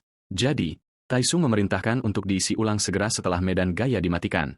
Tepat saat kelompok itu berhenti dan medan gaya turun, saat itulah hal itu menghantam mereka dengan keras. Seluruh area tiba-tiba dipenuhi dengan kabel seperti jaring, mengungkapkan bahwa Yapi telah bekerja keras sepanjang waktu. Yapi muncul seperti malaikat maut, siap menyetrum seluruh skuad. Tiung langsung menyadari kesalahan besarnya dalam memanggil semua orang ke satu tempat, tahu tidak mungkin mereka bisa menghindari serangan yang masuk ini. Begitu pengisian selesai, kelompok itu melihat seekor kuda berbaris ke arah mereka, dan mereka semua terkejut melihat tidak lain adalah Leon Drownia menunggangi seperti teman lama yang bersumpah. Leon melompat ke atas kuda, berbicara tentang keberanian yang dibutuhkan untuk menunggang sendirian ke lautan musuh, mengatakan bahwa Raja Hati Singa harus dipuji. Tanpa membuang waktu sejenak, Leon menghormati momen itu dengan mengizinkan Spinner hak istimewa untuk melawannya, memberikan duel seolah itu adalah keputusan kerajaan. Anggota kru lainnya berdiri di sana, bertanya-tanya apakah pria ini sudah gila atau apakah dia benar-benar tidak waras. Leon bergumam keras, mengunci pada keberanian yang dibutuhkan untuk menyerbu ke lautan musuh hanya dengan seekor kuda. Dia menyatakan dirinya sebagai Raja Hati Singa, seseorang yang pantas dipuji. Tanpa keraguan, dia memanfaatkan momen itu dan memberikan Spinner kehormatan untuk menghadapinya dalam pertempuran. Yapi, di sisi lain, benar-benar bingung dengan dramatisasi ini. Ia menyalakan railgunnya, berpegang pada misinya untuk melenyapkan setiap entitas asing yang terlihat. Saat itu, Leon meledak maju seperti matahari yang menyala, menunggangi teman lamanya yang disumpah ke dalam pertempuran. Saat Yapi menembak, Leon menyerbu dengan kemarahan seorang ksatria sejati, sama sekali tidak gentar oleh serangan jarak jauh. Dengan kecepatan gila dan kilauan tombaknya, baik Yapi maupun Leon melepaskan monster batin mereka. Tiba-tiba, ledakan besar mengirim puing-puing terbang di udara saat Yapi menerima pukulan telak. Pada saat itu, AI berfungsi tinggi Jet Spinner benar-benar crash. Ternyata, Yapi tidak punya penjelasan logis untuk fenomena yang terjadi tepat di depan sensornya. Rupanya, mesinnya sudah menganalisis seluruh adegan, mencatat bahwa senjata Leon terlihat kuno dan seperti tombak, tetapi cukup cepat untuk menarik perhatiannya. Namun, mesin itu menghitung bahwa dampaknya akan minimal berdasarkan massa Leon. Yapi menandai tingkat ancaman sebagai 0, mengira railgun dapat dengan mudah melumpuhkan Leon dengan satu tembakan dan bahkan tidak sepadan dengan usaha. Begitulah cara kerja logika mesin itu. 3 detik sebelumnya, teriakan Leon menciptakan penghalang tipis, pola yang tidak seperti yang pernah direkam sebelumnya. 2 detik sebelum tumbukan, sistem memprediksi pukulan langsung dari peluru railgun dan memperkirakan gelombang kejut saja akan cukup untuk melenyapkan target, bahkan jika tembakan diblokir. 1 detik sebelum tumbukan, peluru itu dibelokkan. Tidak ada bentrokan atau blok yang tepat, hanya pemblokan halus yang dilakukan dengan mudah, seperti bernapas menggunakan keterampilan yang diwariskan oleh Ksatria Templar. Leon melihatnya sebagai keajaiban yang hanya bisa digunakan oleh prajurit terkuat umat manusia, menegakkan hukum ilahi melalui berkat perisai panah, kekuatan yang menangkis setiap serangan di jalurnya. Mesin itu tidak dapat memahami apa yang baru saja terjadi dan mengalami kegagalan fungsi serius dengan sistem internalnya yang kacau. Pada saat itu, ia menghitung ulang tingkat ancaman Leon menjadi maksimum, tingkat 5. Mesin itu menghantam tanah dalam kemunduran yang putus asa dan menyedihkan. Bahkan sekarang, Yapi menggemakan permintaan terakhir anak laki-laki itu untuk tidak pernah membiarkan siapapun mencapai tempat ini, apapun biayanya. Dengan sebagian besar sistemnya gagal dan keseimbangannya benar-benar hancur, Yapi mengunci Leon sebagai ancaman tingkat 5 dan memulai modulasi darurat untuk melawan senjata baru itu. Tiba-tiba, Yapi mendengar suara Jok berterima kasih atas semua yang telah dia lakukan, dan modulasi Yapi untuk serangan balik selesai dimuat. Tepat di jantung kota, di Blok 8 Chungju Sports Complex, seorang pria yang berdiri sekitar 250 meter di seberang jalan melihat bagian dari senapan mesin. Dia dengan cepat memerintahkan dealer jarak jauh untuk pindah ke gedung terdekat di seberang Jet Spinner sementara anggota tim lainnya menahan posisi mereka. Tetapi saat dia berbelok di tikungan, dia dikejutkan dengan pemandangan pertumpahan darah total. Daging dan tulang tercabik-cabik di mana-mana oleh kabel-kabel yang kusut. Itu langsung menghilangkan warna dari wajahnya, seperti dia menatap hantu. Kemudian entah dari mana, dia merasakan sesuatu yang lengket menyentuhnya. Dia berbalik untuk menyerang, jantung berdebar, tetapi sama sekali tidak ada apa-apa di sana. Namun, pria itu bermandikan keringat, benar-benar yakin dia merasakan sesuatu bernapas di belakang lehernya. Saat itulah jaring bilah pisau yang menusuk mengirisnya dalam hitungan detik, mencabik-cabiknya dan mengakhiri kisahnya tepat di sana. Yapi menyegel angin dengan melenyapkan 5 entitas asing. Tetapi satu ceri babi entah bagaimana tetap tersamar sampai detik dia menyaksikan bosnya tercabik-cabik, dan itu cukup membuatnya ketakutan untuk melarikan diri. Yapi mengejarnya sampai ke kuburan di mana pria itu berlutut, memohon untuk hidupnya. Saat itu, Yapi mengingat kenangan anak laki-laki itu yang mengatakan dia ingin dimakamkan di kuburan seperti orang lain sehingga dia bisa menjadi bagian dari kota selamanya dan dia berharap Yapi akan melindungi tempat itu. Kenangan itu sangat menyentuh dan tiba-tiba sistem penalaran Yapi mati saat prioritasnya bergeser setelah bertatapan dengan ceri babi. Pria itu bertanya-tanya apakah robot kecil itu baru saja memutuskan untuk membiarkannya pergi atau apa saat Yapi diam-diam lepas landas ke langit tanpa mengucapkan sepatah kata pun. Beberapa saat kemudian, Tiung muncul dan berjalan ke anak itu sementara ceri babi dengan gugup bergumam bahwa laba-laba logam itu pasti terlalu lelah untuk menghabisinya dan baru saja melarikan diri. Ceri babi menjelaskan bagaimana wajah Yapi mengatakan segalanya, seperti tahu tidak ada peluang untuk menang. Mungkin karena melihat Taong datang ke arah ini. Itu cukup banyak membuktikan mesin itu juga memiliki batasnya. Tetapi yang benar-benar mengganggu Tyson adalah bagaimana kuburan di kota ini jauh lebih bersih daripada yang lain di sekitarnya. Sementara itu, Yapi menghitung peluang keberhasilannya sebesar 92% dan akhirnya memutuskan untuk mundur, mengutamakan perlindungan warga, bahkan jika mereka sudah mati. Tis dan yang lainnya tidak tahan dengan suasana menyeramkan tempat ini. Pada saat yang sama, Yapi mencatat 49 target masih aktif dengan ancaman tingkat 5 dan tingkat 3 dalam kondisi baik, sementara peluang untuk menjatuhkan ancaman tingkat 1 hanya 35%. Jadi, pertempuran dimulai lagi. Saat itulah seseorang melihat Yapi diam-diam bersembunyi mencoba memperbaiki dirinya sendiri dan memanggilnya keluar menanyakan apakah ia bersenang-senang bermain dengan rakyat jelata dan seseorang itu ternyata tidak lain adalah Leon sendiri. Ternyata, Leon hidup dan bernapas dengan kesatriaan. Dan tidak berlebihan untuk menyebutnya perwujudan darinya. Dengan wajah sombong itu, Raja Hati Singa membenci penyergap pengecut lebih dari apapun dan mendambakan pertarungan yang adil yang diperjuangkan secara head-on. Jadi Leon dengan berani bertanya kepada Yapi apakah ia siap untuk bertempur. Yapi langsung khawatir dengan pengunjung tak terduga di wilayahnya. Sudah jelas bahwa lawan tidak punya alasan untuk bermain adil. Tetapi Leon bukanlah orang yang membuang moral kesatrianya. Kesatriaan memicu keinginannya, dan keinginan yang tidak bisa dipatahkan itulah yang memberdayakan kekuatan Leon, menjadikannya yang terpilih. Leon bertaruh sebuah mesin tidak mungkin bisa memahami konsep kehormatan. Dengan 480 peluru tersisa dan semua peralatan lainnya diperiksa, Yapi langsung menuju pemicu dan menembak si brengsek yang sombong. Tetapi kilauan Leon tidak berkedip. Dilindungi oleh energi hukum ilahi dan berkat perisai panah miliknya. Yapi dengan cepat menangkap urutan aneh yang terjadi dalam pertarungan ini dan mulai menganalisis lintasan. Ia menembak lagi, bertekad untuk mematikan omong kosong ancaman tingkat 5 itu. Tetap saja, Leon, mengenakan tampilan sombong itu, tidak mundur sedikitpun. Tanpa membuang waktu sedetik pun, dia menyerbu maju, mengukir jalan sambil menyelinap melewati pandangan Yapi seperti hantu. Dia muncul entah dari mana, tidak memberi mesin itu waktu sama sekali untuk bereaksi. Yapi menembakkan laser, tetapi dia terkejut melihat Leon menyerbu lurus ke arahnya dengan kuda kesatrianya. Tanpa ragu, Yapi meningkatkan kecepatan, menembakkan peluru seperti badai untuk melubangi Leon. Tetapi mengenai dia bukanlah tugas yang mudah. Bahkan mesin itu tidak bisa memproses keberanian murni Leon. Leon, mengenakan seringai, menyebut kudanya Stallion dan menggoda bahwa musuh pasti gatal untuk bermain petak umpet. Segalanya memanas dengan cepat, keduanya bergerak seolah mengejar kecepatan cahaya untuk menyelesaikan ini dengan cepat.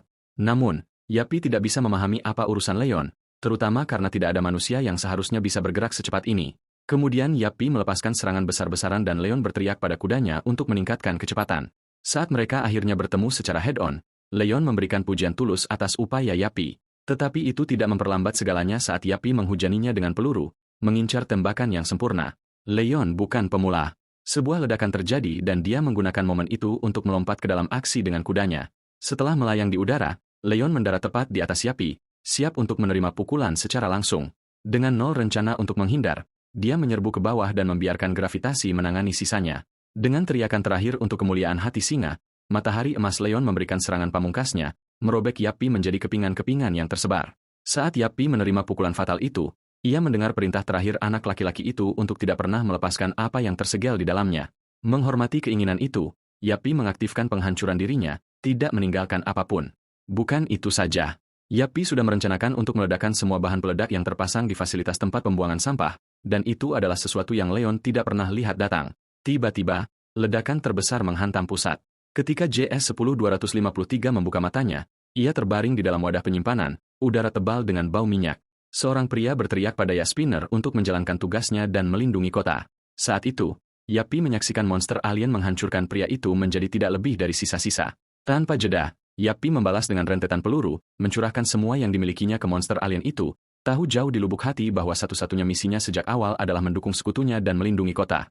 Seperti nasib, Yaget Spinners berhasil mengalahkan musuh dan bangkit sebagai pahlawan, akhirnya dikenal sebagai penjaga kota.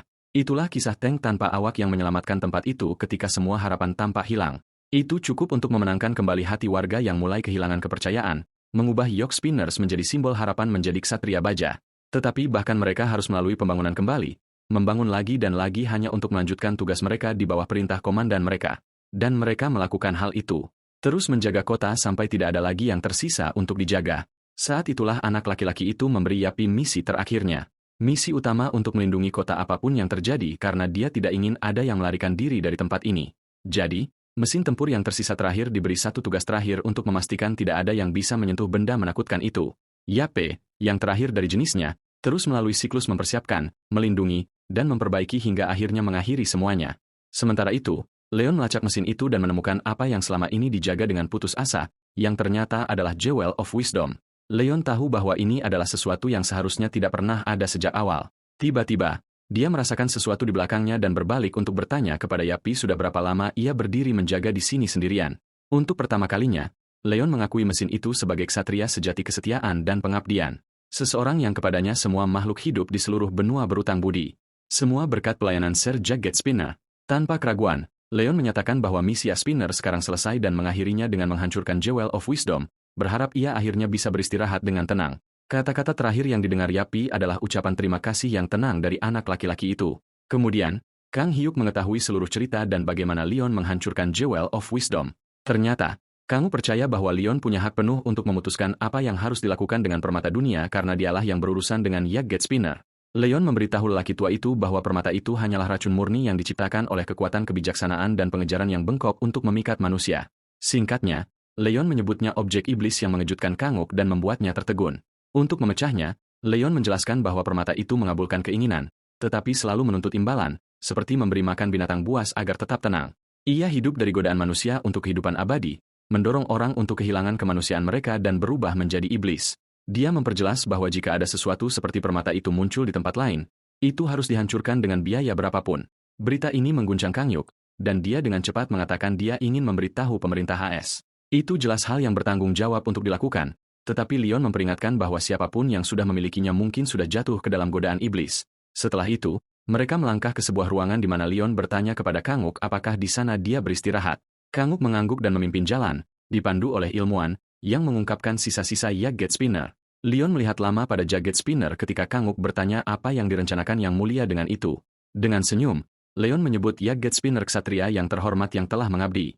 Jadi dia ingin menguburnya dengan hormat dan berdoa agar dia berhasil mencapai ruang perjamuan para dewa. Sebelum itu, Leon menyebutkan memberkatinya terlebih dahulu, lalu secara ajaib mengeluarkan cangkir mewah berisi cairan emas, mengejutkan Kang Hyuk. Tanpa keraguan, Leon berdoa agar ksatria yang setia ini dapat beristirahat dengan damai dan menuangkan cairan itu ke atasnya. Itu saja menyebabkan mesin itu bergerak, didukung oleh energi ilahi.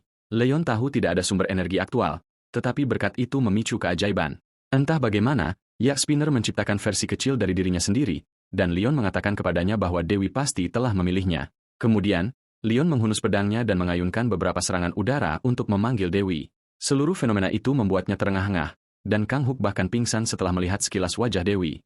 Semua orang di sana tahu tanpa keraguan bahwa wanita yang bersinar dengan cahaya cemerlang ini bukan manusia, melainkan makhluk ilahi yang tak tertandingi. Dewi Aryana menoleh ke ksatria pertamanya dan menuntut untuk mengetahui ada apa ini. Leon membungkuk di hadapannya dan menjelaskan bahwa Yak Spinner adalah seorang ksatria terhormat, panutan sejati bagi semua ksatria lain, dan seseorang yang layak mendapatkan perhatian Sang Dewi. Aryana memperhatikan makhluk aneh itu dan menunjukkan bahwa ia belum menyelesaikan misinya, dan juga belum mempersembahkan kemuliaannya kepada Sang Dewi. Leon angkat bicara mewakili Yak Spinner, mengatakan bahwa jika bukan karena keberadaan makhluk ini, Yak Spinner pasti layak mengklaim kemuliaan Raja Leon Heart. Dewi Aryana mendengarkan dan menerima perkataan Leon, memilih untuk melihat Yagget Spinner melalui perspektifnya. Namun, ia masih membutuhkan kejelasan tentang satu hal. Ia langsung bertanya kepada Yagget Spinner apakah kesatria baja dari dunia lain ini akan menyembah cahaya dan berjanji setia pada keadilan dengan bergabung dalam pasukan malamnya. Yagget Spinner berdiri di hadapan Aryana yang melihatnya sebagai makhluk yang penuh kehormatan dan pengetahuan, namun masih membawa hati seorang anak. Ia memintanya untuk mendukung kesatrianya, Leon, dalam memusnahkan kejahatan dari dunia ini dan baru setelah itu ia akan layak menjadi seorang kesatria juga. Yagget Spinner menatap Leon dan mengizinkan pola sinyal bahasa meretas untuk diunggah ke dalam sistemnya. Tiba-tiba, mesin itu berbicara sepenuhnya setuju dengan rencana untuk memerangi kaum iblis. Ini membawa sukacita bagi Aryana yang percaya bahwa jika kesetiaan dan kekuatan Yagget Spinner diberikan kepada kesatria pertamanya, maka kemuliaannya juga akan bersinar padanya. Saat Knight Templar nomor 10.253 melayang di udara, ia diberi hadiah kekuatan cahaya dan keadilan. Sementara itu, di Menara Sihir Amerika Serikat di kamar Master Ronaldo Sherman, seorang pria memohon ampun, putus asa menjelaskan mengapa ia gagal melaksanakan perintah sederhana. Tetapi makhluk agung yang ia hadapi terdengar sangat kecewa, terutama setelah memberkatinya dengan kebijaksanaan dan kebenaran. Ronaldo mencoba menjelaskan bahwa penyintas baru ini, Leon, ikut campur. Kristal itu membeku sejenak mendengar nama itu. Kemudian tiba-tiba, siaran berita muncul di layar, menunjukkan Leon Dragonia Leonheart itu sendiri. Itu sudah cukup untuk membuat kristal itu frustrasi sepenuhnya. Marah karena pria ini ada di sini lagi, Rald melihatnya kehilangan akal, bersumpah tidak akan pernah melalui ini lagi. Sejak hari itu, tidak peduli berapa kali Ronaldo memanggil permata kebijaksanaan, permata itu tidak pernah berbicara kepadanya lagi. Di Asosiasi Hunter Korea, Kenya dengan cepat mendaftarkan Yagget Spinner sebagai anggota Guild Leon. Meskipun itu akan memakan waktu, Leon tidak keberatan sama sekali. Setelah itu, Yap, alias Yagget Spinner, melangkah keluar bersama Leon. Entah dari mana, Leon tiba-tiba batuk darah, yang membuat Yap khawatir. Ia bertanya apakah Leon baik-baik saja, dan Leon menjelaskan bahwa memanggil Knight Templar di negeri yang rendah ketuhanan membutuhkan pengorbanan besar darinya. Ia menyalahkan dirinya sendiri karena tidak cukup kuat. Tetapi Dewi Aryana berpikir itu adalah kesalahannya karena tidak turun tangan lebih awal di tanah di mana kekuatan ilahi langka. Leon memberitahunya bahwa bagaimanapun juga, ia tidak akan pernah menyalahkan ketuhanan untuk hal seperti ini. Aryana tersentuh oleh kesetiaan Leon yang tak tergoyahkan dan mengakui bahwa itu adalah kesalahan mereka karena tidak turun tangan lebih awal di tanah di mana kekuatan ilahi langka. Kemudian sesuatu mengejutkan Leon ketika Aryana dengan lembut memintanya untuk percaya pada dewa-dewa lain dan meluangkan waktu untuk beristirahat. Kemudian, Aryana memanggil kembali saudara-saudarinya untuk membantu pengikut setia mereka. Hari ketika Leon, Raja Leonheart, berusia 21 tahun adalah hari ketika seluruh dunia dimusnahkan, hanya menyisakan satu kesatria yang berdiri. Setelah mengeluarkan semua ketuhanan dari dunianya dan menyalurkannya ke dalam hatinya sendiri, para dewa mundur ke dalam hati orang suci ini. Mereka menonton untuk waktu yang lama saat Raja Leonheart memusnahkan setiap monster jahat selama 180 tahun, membawa beban seluruh dunia. Karena itu, setiap dewa di seluruh panteon berutang besar pada Leon. Untuk memecah kesunyian, Deara bertanya kepada Aryana bagaimana kabar bayinya, dan Aryana menjelaskan bahwa kesatria favoritnya telah memaksakan dirinya jauh melampaui batasnya. Semua orang di sana tahu bahwa menempatkan begitu banyak tekanan pada satu Grail Knight terlalu berlebihan. Tidak mengherankan, Pedos, Dewa Perang dan Api, ingin tahu kemana perginya Raja Leonheart, yang dulunya sangat kuat dengan kemuliaan para dewa. Aryana mencemooh Pos agar memiliki rasa malu, menunjukkan bahwa kesatrianya bertarung selama 2 abad dan masih keluar sebagai pemenang.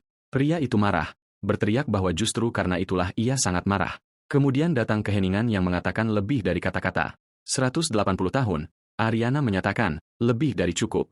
Dan sekarang giliran mereka untuk angkat bicara.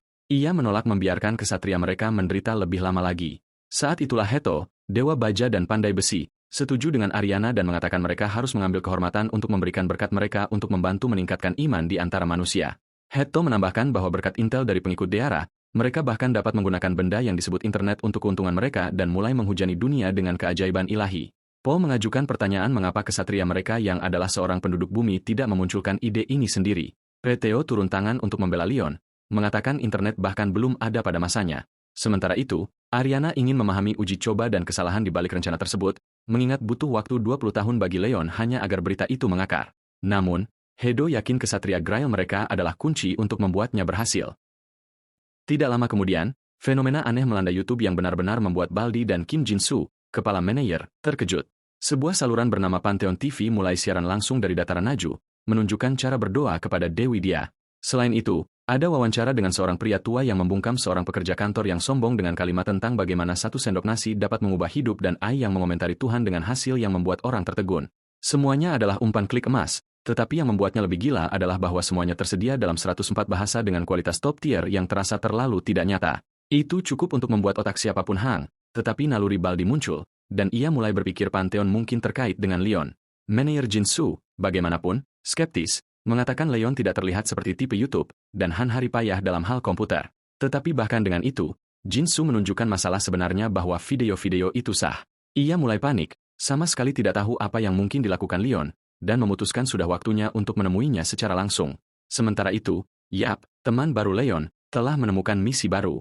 Dan ternyata ia adalah ahli teknologi di balik penambahan subtitle dan pengunggahan semua konten. Saat itu, Hari bertanya apa yang sedang ia lakukan, dan Yapi dengan santai menyebutkan bahwa fase 1 dari rencana pemasaran kebisingannya sudah berjalan. Selanjutnya adalah fase 2, yang melibatkan peretasan jaringan yang saat ini sedang berlangsung. Sementara itu, Hari berasumsi mesin kecil ini mungkin hanya bermain game atau main-main. Tetapi sejujurnya, ia sangat payah dalam berurusan dengan komputer. Isa berada di cabang sementara Guild Pantheon di dataran Naju. Jin-soo menerobos masuk dengan panik, bersikeras bahwa video-video itu harus dihapus. Han Hari, terkejut, menawarinya teh jelai untuk membantunya tenang. Tetapi Jin-soo dengan cepat kembali ke masalah sebenarnya. Leon dengan tenang menjelaskan bahwa Seria Gate Spinner lah yang membuat semua itu terjadi, yang membuat Jin-soo terkejut. Ia tidak percaya mesin kejam itu mampu melakukan hal-hal seperti itu. Matanya kemudian tertuju pada Yape, ahli teknologi terampil yang sedang bekerja keras. Jin-soo menjelaskan bahwa nasi dari dataran Naju tidak biasa. Nasi itu memiliki khasiat penyembuhan. Jika informasi itu dipublikasikan, seluruh dunia akan mengejarnya dan dataran itu akan dibanjiri pencuri berbahaya. Ia memperingatkan bahwa begitu administrasi makanan menyetujui penanaman, asosiasi akan mengirim bala bantuan. Tetapi sampai saat itu, Leon harus menunggu. Leon mendengarkan dan mengerti bahwa mereka memiliki aturan dan sistem mereka sendiri. Namun, ia tidak khawatir. Tanaman Dewi bukanlah sesuatu yang bisa dicuri. Jin-soo dibuat terdiam oleh keyakinan Leon. Di tengah malam, Beberapa mobil bergulir ke dataran Naju, di mana sekelompok pencuri berencana mencuri benih dan membakar ladang padi, tetapi mereka terkejut menemukan area jutaan dolar itu sama sekali tidak dijaga. Viper Squad, cabang Korea dari para pembunuh bayaran Asosiasi Manusia Iblis, telah disewa untuk melakukan pekerjaan itu. Mereka mengeluarkan tangki bensin dan menyelinap ladang padi, tetapi rencana mereka terganggu ketika sebuah bayangan membuat mereka takut. Ternyata itu hanya orang-orangan sawah. Salah satu pria yakin ia bergerak, menyalahkannya pada angin. Tiba-tiba, mereka melihat lebih banyak orang-orangan sawah, yang membuat mereka ketakutan. Hyun tidak percaya pria ini bergabung dengan Asosiasi Iblis padahal ia takut pada orang-orangan sawah. Hyun mengarahkan mereka untuk menemukan area terbesar untuk dibakar dan mencuri benih dari penyimpanan. Setelah membongkar tangki bensin, mereka berencana mengantongi beberapa benih untuk diri mereka sendiri. Saat itulah Hyun memperhatikan Mansu, Duan, dan Ginte hilang, dan orang-orangan sawah itu terlalu dekat untuk diabaikan padahal seharusnya jauh. Tiba-tiba, Hyun melihat orang-orangan sawah di belakangnya, tersenyum bodoh. Itu cukup untuk membuatnya ketakutan, jadi ia menebasnya menjadi dua, berteriak bahwa monster-monster ini bergerak. Semua orang-orangan sawah, dengan ekspresi kartun mereka, mulai merayap ke arah mereka, dan Squad Viper dibiarkan bingung, bertanya-tanya dari mana makhluk-makhluk ini berasal karena tidak ada Dungeon Break. Tidak ada yang tahu apa makhluk-makhluk ini, dan mereka akhirnya meninggalkan bawahan mereka dalam kepanikan. Hyun merasa ada yang aneh dengan misi ini, tetapi mereka masih bertekad untuk menunjukkan kemampuan mereka. Saat itu, salah satu Antek Hang menunjuk silo di depan, dan mereka bersorak, bersemangat untuk memuat sebanyak mungkin nasi. Jika ceritanya benar, ini bisa membuat mereka beralih dari miskin menjadi kaya. Begitu Hun melangkah menuju silo, ia terlempar kembali, menakutkan semua orang. Mereka semua tidak tahu siapa yang memasang ranjau di depan penyimpanan. Tiba-tiba, Yapi muncul entah dari mana setelah mendeteksi keberadaan asing di area tersebut. Para pencuri dengan cepat menyadari itu adalah Yaget Spinner dari gerbang Chiangju. Yap, sekarang dalam siaga tinggi, mengambil alih untuk menyingkirkan para penyusup. Pada pagi hari, semua pencuri diikat dan dibuang di sudut ditumpuk di samping doktrin kehidupan dan kesuburan. Dokumen-dokumen itu merinci panen pertama, yang harus dipersembahkan kepada Dewi bersama dengan lagu-lagu pujian. Aturan-aturan itu termasuk tidak melewatkan makan, bahkan ketika sibuk, dan memasang orang-orangan sawah dengan topi dan pakaian. Di bagian bawah aturan, sebuah catatan menyatakan aturan yang paling penting, pencuri akan mati. Squad Viper telah berhasil ditangkap. Setelah Squad Viper ditangkap, nilai Pantheon dan Blessed Reach, nasi yang diberkati, melonjak gila-gilaan. Yap, inkarnasi algoritma, benar-benar melakukan hal besar di sana. Setelah itu, Leon Dragonia habis-habisan mempromosikan Pantheon untuk meningkatkan peredaran nasi. Ada sedikit kendala di mana Leon menghina beberapa wartawan karena tidak menunjukkan cukup rasa hormat, tetapi alih-alih menjadi bumerang, itu membuat seluruh internet heboh dengan pembicaraan tentang Pantheon. Kemudian, Leon akhirnya mengambil napas dan mulai berpikir tentang bagaimana para dewa lebih cocok dengan masyarakat modern daripada dirinya. Entah dari mana, hari datang menghampirinya dengan berita liar. Satu bungkus nasi baru saja terjual seharga 230 juta won. Itu benar-benar mengejutkan Leon. Ia berpikir seharusnya lebih terjangkau dan mulai khawatir tentang bagaimana orang biasa seharusnya mampu membeli sesuatu seperti itu, bahkan jika pasar yang menentukan harganya. Jadi, ia memperjelas bahwa berkat ilahi harus dibagikan secara setara. Ia bahkan ingat menghubungi presiden tentang menyebarkan anugerah Tuhan kepada para petani, tetapi pria itu bersikeras untuk tetap netral dalam hal agama. Namun, Leon berhasil mengumpulkan cukup keyakinan untuk memberi kekuatan pada Lionheart. Bagaimanapun, Han Hari masih khawatir apakah gerbang kuning akan baik-baik saja, meskipun ia berhasil memenangkan tawaran untuk itu, seperti yang diinginkan rajanya. Tetapi gagasan untuk menyerbu gerbang itu dengan pihak yang ia pilih terasa hampir mustahil. Dengan senyum tenang, Leon hanya mengatakan ia ingin tahu apa yang akan terjadi selanjutnya. Kemudian, Guang bertemu dengan manajer tim Kim Do-han, dan ternyata Presiden Asosiasi Hunter mengirim pesan kepada semua Hunter yang berjuang, memanggil mereka untuk berkumpul di sini. Dung mulai bertanya-tanya apa yang terjadi setelah melihat sekelompok ranker DNC muncul. Kemudian Han Hari tiba di tempat kejadian, penyihir pendekar peringkat A yang mencetak rekor tertinggi sejak draft tahun lalu. Tepat setelahnya, Leon Draunia muncul, dan Dice benar-benar terkejut melihatnya lagi. Ia selalu tahu Leon adalah sesuatu yang lain, seperti seseorang dari dunia lain, tetapi ia masih tidak tahu apa yang akan terjadi. Kemudian, setelah menyambut semua orang, Leon melangkah maju dan berbicara kepada seluruh kelompok. Ia langsung ke intinya, mengatakan alasan ia mengundang mereka semua adalah karena ia sedang berburu tentara untuk bergabung dengan guildnya, Pantheon. Siapapun yang membuktikan diri dan berhasil melewati pelatihan akan diterima ke dalam militernya. Dawn terkejut, menyadari Leon sebenarnya sedang membangun kekuatan militer, bukan hanya mengumpulkan anggota guild biasa. Leon kemudian melanjutkan dan mengumumkan tes masuk, yaitu membersihkan gerbang kuning di stasiun Sam John. Itu segera memicu alarm di antara para hunter karena sebagian besar melihatnya sebagai misi bunuh diri. Tetapi sejujurnya, reaksi semacam itu sudah diduga. Warna gerbang menunjukkan peringkat dan kesulitannya. Hitam, merah, dan oranye adalah yang paling sulit, diikuti oleh kuning, hijau, dan biru. Desau ingat bahwa tes pertamanya adalah di gerbang biru di stasiun Seoul. Jadi bagi hunter peringkat C atau D, menghadapi gerbang kuning pada dasarnya adalah hukuman mati.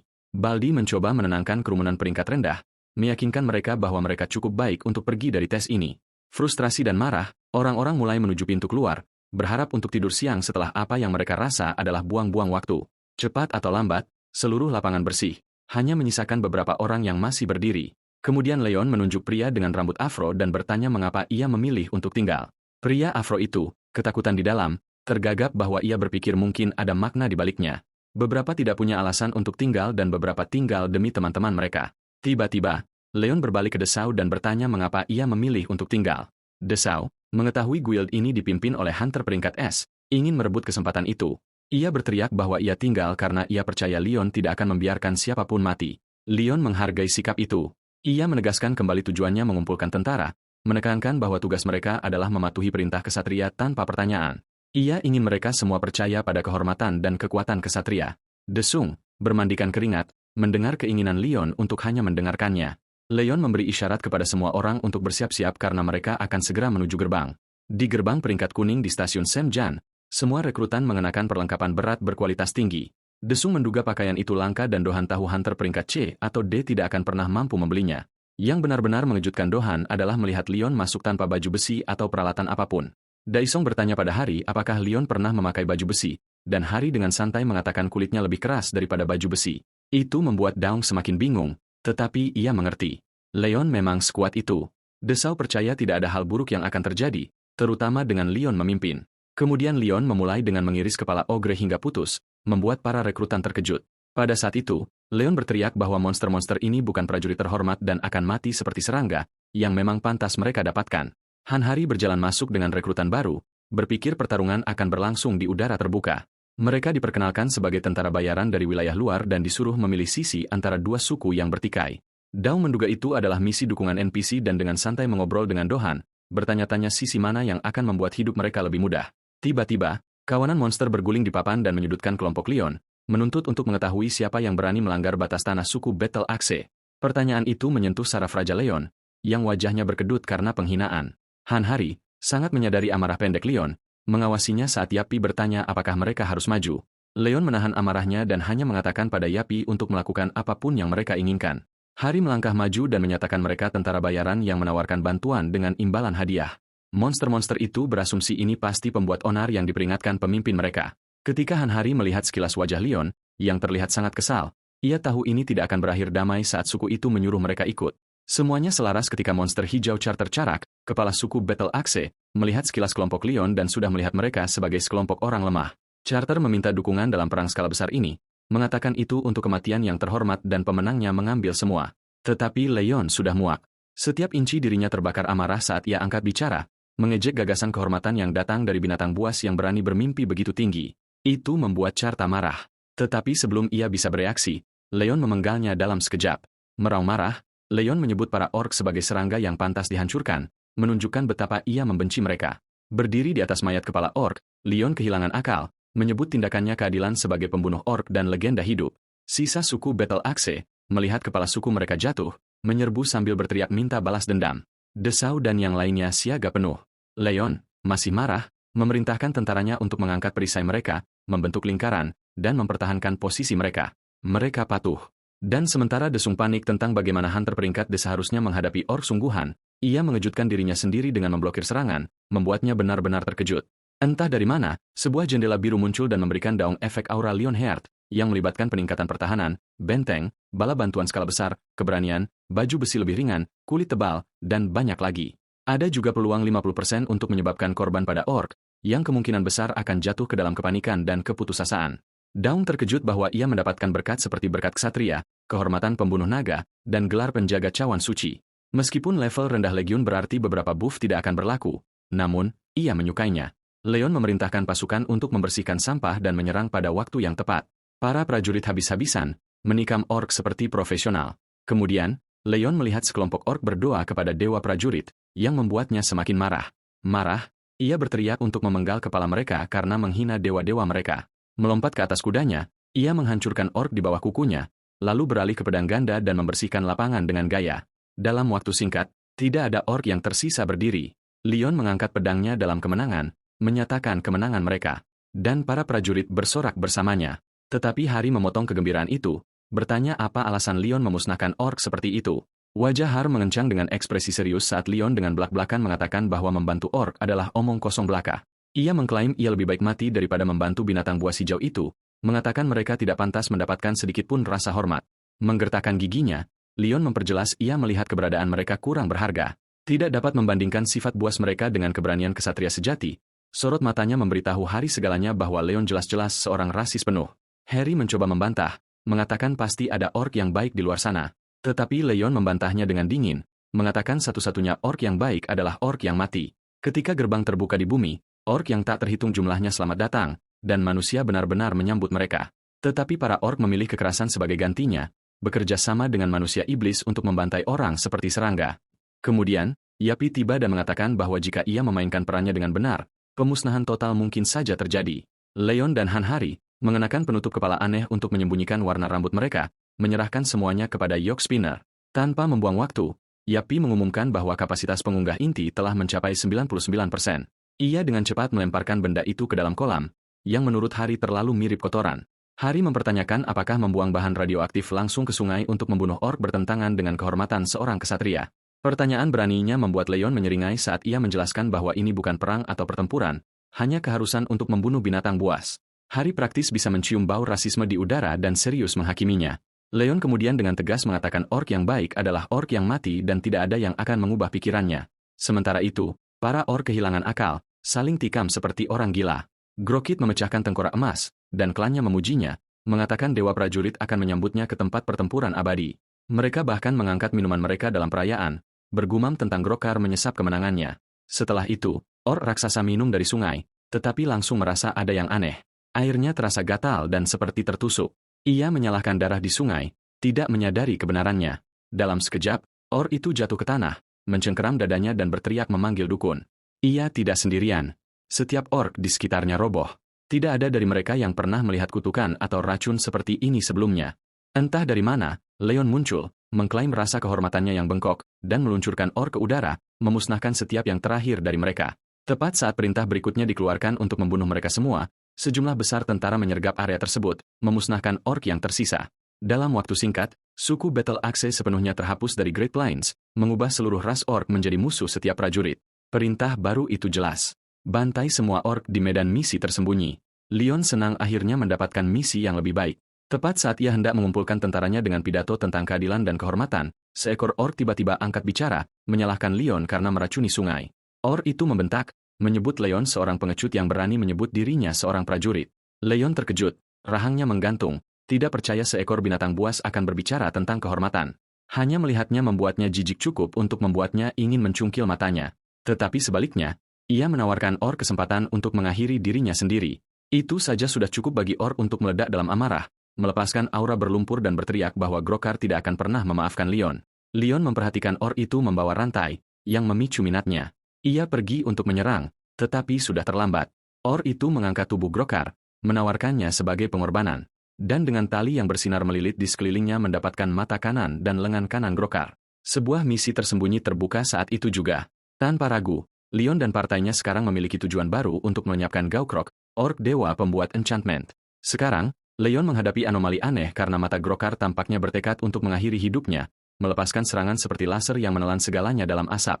Mata itu berbicara, menyebut makhluk yang mirip dengan Grokar melindungi Leon dan bertanya nama dewanya. Pertanyaan ini membuat Leon sangat marah. Dengan raungan kemarahan, ia mengaktifkan berkat hukum ilahinya dari perisai panah, menyerbu ke depan dalam kemarahan penuh, menuntut untuk mengetahui bagaimana seekor binatang buas seperti Goro bahkan bisa berpikir untuk membandingkan dirinya dengan dewa hanya karena ia adalah kapten binatang buas belaka. Otot-otot Leon terbakar saat ia bergegas masuk, tidak mau mentolerir omong kosong ini lebih lama lagi. Gokrok, memegang mata besar itu, mencoba menghancurkan Leon dengan tinjunya, tetapi satu serangan dari Leon mengiris tangan Gokrok, menyebabkan orc itu berteriak kesakitan. Bingung dan kesakitan, Gokrok tidak mengerti mengapa ia merasakannya padahal tubuh aslinya bahkan tidak terluka. Saat itulah ia menyadari Leon memegang pedang suci pancaran dan tidak lain adalah Algojo orc dan pembunuh iblis. Grok ingat bahwa Leon adalah satu-satunya yang selamat dari dunia mimpi buruk dan diliputi ketakutan. Memutuskan untuk mundur untuk saat ini, Ia mengutuk Leon dan bersumpah akan membuat orc membayar untuk langkah sembrono ini. Saat ia meninggalkan pemanggilnya untuk bertarung sendirian, Leon memperhatikan saat Gokrok mundur, mengetahui itu yang terbaik yang bisa ia harapkan dari dewa yang berurusan dengan sampah seperti mereka. Orc itu praktis menangis di hadapan Leon, tetapi ia belum menyerah untuk membalas dendam pada rekan-rekannya. Namun, Leon sudah muak dengan omong kosong ini dan dengan cepat memenggal kepala orc itu, menyatakan bahwa binatang buas seperti mereka tidak dimaksudkan untuk tetap hidup. Setelah membersihkan semua misi tersembunyi, gelar pemburu orc dan prajurit perang diberikan kepada semua peserta. Gelar pemburu orc meningkatkan kerusakan sebesar 30% saat bertarung bersama prajurit perang memberikan 20% lebih banyak resistensi serangan fisik, bonus yang biasanya disediakan untuk tanker. Daisong dan yang lainnya terkejut dengan peningkatan sistem mereka. Tiba-tiba, Leon berteriak memerintahkan untuk mengumpulkan lot, yang merupakan hak pemenang. Para prajurit bergegas mencari peralatan prajurit peringkat besar dan prajurit tingkat lanjut, serta apapun dari dukun. Di tengah semua kekacauan, Hari bertanya pada Leon apa yang harus mereka lakukan dengan lengan yang diamputasi dari dewa yang memproklamirkan diri, dukun orc ilahi. Tiba-tiba, Yapi memainkan pesan Heto, mendeteksi gelombang mana dari lengan binatang yang diamputasi. Heto memerintahkan Leon untuk mengeringkan semua mana itu menggunakan cawan suci, berjanji akan memberinya kekuatan. Tanpa membuang waktu, Leon mengarahkan cangkir mewah itu ke tangan raksasa dan mengisap semua mana. Setelah menyerapnya, Leon merasakan kekuatan ilahi yang serupa dan menyadari betapa Tuhan menikmati pemujaan binatang itu. Namun, kebencian mereka terhadap spesies lainlah yang membuat Leon jijik, mendorongnya untuk memadamkan kejahatan ini dari dunia. Entah dari mana, Ariana tiba berkat mana binatang itu, membuat keturunannya lebih mudah. Ia menyebutkan bahwa kekuatan ini dapat membantunya memulihkan barang suci, dan Pos sangat ingin memilih pedang suci untuk itu. Ariana menyerahkan keputusan itu kepada Leon. Dari 4 pilihan, Leon dengan tegas memutuskan untuk memberi kekuatan pada cawan suci sebagai gantinya karena kekuatan pedang suci akan terlalu banyak. Keinginannya dikabulkan dan cawan suci meningkat kekuatannya. Saat itu, Hari bergegas menghampiri Leon, ingin menunjukkan sesuatu yang menarik, meskipun ia tidak tahu kemana ia pergi. Tiba-tiba, keributan menarik perhatian Leon, dan ia melihat Yap dalam siaga tinggi, sudah membungkus seseorang dengan erat. Pria ini panik, semua terikat saat ia melihat sekelompok tentara maju ke arahnya. Tidak hanya itu, tetapi ia mengutuk Yaget Spinner karena membungkusnya dengan tali. Segera, Leon dengan santai melangkah masuk, dan pria itu menuduh Yapi menyerangnya. Leon mengancam akan memotong lidahnya jika ia menyebut Yapape secara tidak pantas, yang mengejutkan pria itu. Jaget Spinner dengan cepat mengadu, mengungkapkan bahwa ia adalah pencuri lot. Pencuri itu mencoba membela diri, menyebutnya kesalahpahaman. Tetapi Leon, jijik, memutuskan untuk membiarkan Hari memeriksa barang-barangnya. Harry, dengan tatapan menghakimi, dengan cepat memindai barang-barangnya dan menemukan hati prajurit Orc Agung, lot paling berharga dari gerbang Orc. Harry bertanya mengapa ketika penipuan lot adalah kejahatan serius, pencuri itu bersikeras itu semua kesalahpahaman. Leon tidak mendengarkan alasannya dan mengiris lengannya, menyatakan bahwa hukum dan akal sehatnya berbeda dari dunia mereka. Di militer Raja Leonheart, begitulah keadaannya. Ia kemudian bertanya apakah ada orang yang punya masalah dengan aturannya untuk berbicara sekarang atau diam selamanya. Jelas bahwa Leon telah menetapkan aturan. Siapapun yang mencuri akan dipotong tangannya, dan itulah hukum kerajaan Leonheart. Meskipun orang-orang bumi modern merasa hukum Leon agak keras untuk diterima, manfaatnya, seperti buff dan peningkatan yang luar biasa, terlalu besar untuk dilewatkan. Belum lagi, mereka cepat berpihak pada Leon, mengetahui bahwa hukumnya yang ketat akan menciptakan lingkungan yang adil di tempat tanpa hukum di dalam gerbang. Saat itu, Guo dengan hormat meminta agar Leon mengizinkan pencuri itu mengambil kembali lengannya dan memasangnya kembali. Leon menjawab bahwa itu akan mengalahkan tujuan hukumannya. Namun, Daen menunjukkan bahwa hidup mereka mengikuti cita-cita yang berbeda, dan karena aturan baru diungkapkan sekarang, rasanya tidak adil untuk menyalahkan pencuri itu. Ia ingin memberi pencuri itu kesempatan, dan Leon menganggap ini permintaan yang masuk akal. Leon kemudian memberitahu pencuri itu bahwa ia harus berterima kasih karena memiliki rekan yang berbicara dengan akal. Dengan itu, ia menuangkan cawan suci ke lengan pencuri yang terputus, yang langsung beregenerasi. Daung, menyaksikan keajaiban ini, menyadari bahwa Esrang bisa mengganti lengan yang diamputasi, tetapi meregenerasinya berada di level yang sama sekali berbeda. Kekuatan tempur dan kemampuan penyembuhan seperti itu jauh melampaui Esrang. Desau bertanya-tanya apakah satu orang mampu melakukan sebanyak ini. Leon, pria bercahaya, merasa jijik oleh pencuri itu dan menyuruhnya pergi dari pandangannya. Untuk saat ini, ia bersedia membiarkannya pergi karena menghormati hukum dunia mereka, tetapi ia memperjelas bahwa pencuri itu telah kehilangan haknya di sini. Air mata menggenang di mata pencuri itu saat ia berterima kasih kepada Leon untuk kesempatan lain. Leon kemudian bertanya kepada siapapun yang ingin tinggal untuk bergabung dengan militernya, dan mereka yang tidak dapat mengambil bagian lot mereka dan pergi. Setelah beberapa pemikiran, para prajurit tidak memberikan kesan pecundang, dan banyak yang memutuskan untuk tinggal. Desau ingin masuk, dan Leon, melihat potensi mereka, siap meluncurkan program pelatihan mereka. Ia menyuruh semua orang untuk mengambil lot mereka karena mereka akan pergi. Para prajurit, dipenuhi kegembiraan, berada di awan 9. Sementara itu, Hari bertanya pada Leon apa rencana selanjutnya. Leon berbagi bahwa ia telah memutuskan pelatihan fisik. Di bawah terik matahari di Pantheon, sekelompok orang berkumpul di dekat sebuah gedung. Dohan bertanya apakah Daung masuk ke dalam gerbang, dan Daen mengakui ia gatal untuk melakukan sesuatu setidaknya. Dohan menyarankan untuk beristirahat juga dan obrolan santai mereka berlanjut sampai Han Hari menarik perhatian mereka. Ia mengumumkan kedatangan Leon Drownia dan Sir Jaget Spener. Saat Leon tiba, ia mengucapkan selamat kepada mereka yang lulus tes sederhana. Ia menunjukkan ada sedikit celah dalam kinerja mereka, tetapi meyakinkan mereka bahwa itu semua dapat ditingkatkan dengan usaha. Desau terkejut mendengar Leon menyebut tes orc sebagai tes sederhana. Leon kemudian menjelaskan bahwa mereka telah menghadapi segala macam masalah dan tubuh mereka akan menjadi kunci untuk bergerak maju. Jadi, ia mengumumkan dimulainya pelatihan fisik yang ketat berdasarkan manual pelatihan dari tentara tetap kerajaannya. Kelompok itu mulai bertanya-tanya apakah ini berarti mereka akan menjalani bootcamp otot parubaya klasik atau sesuatu yang bahkan lebih sulit. Tanpa basa-basi lagi, Leon menjelaskan bahwa melatih tubuh adalah tentang melatih otot. Setelah otot dilatih, tubuh dapat didorong hingga batasnya dan bahkan melampauinya. Ia secara terbuka berbagi bahwa manual pelatihan tentara tetap dibuat oleh tidak lain dari Ser Gratus, Grail Knight, dan Giant Slayer. Leon menambahkan bahwa Ser Gratus pernah berkata manusia dapat meningkatkan kekuatan mereka dengan lebih sering dipukuli, yang cukup untuk membuat prajurit baru benar-benar kehilangan akal. Leon berteriak bahwa prajurit kerajaan harus dilatih lebih keras daripada seorang petani. Dan kata-kata bijak itu telah terbukti menjadi kunci untuk pelatihan yang paling efektif. Mencabik dan memukuli tubuh tidak hanya membantunya sembuh lebih cepat, tetapi juga mempertajam ketajaman visual dinamis untuk menghindari lebih banyak pukulan. Hanya gagasan itu saja sudah cukup untuk membuat hati para prajurit baru melonjak ke tenggorokan mereka. Dan saat itu, Leon memberi perintah kepada para prajurit untuk mulai saling memukuli.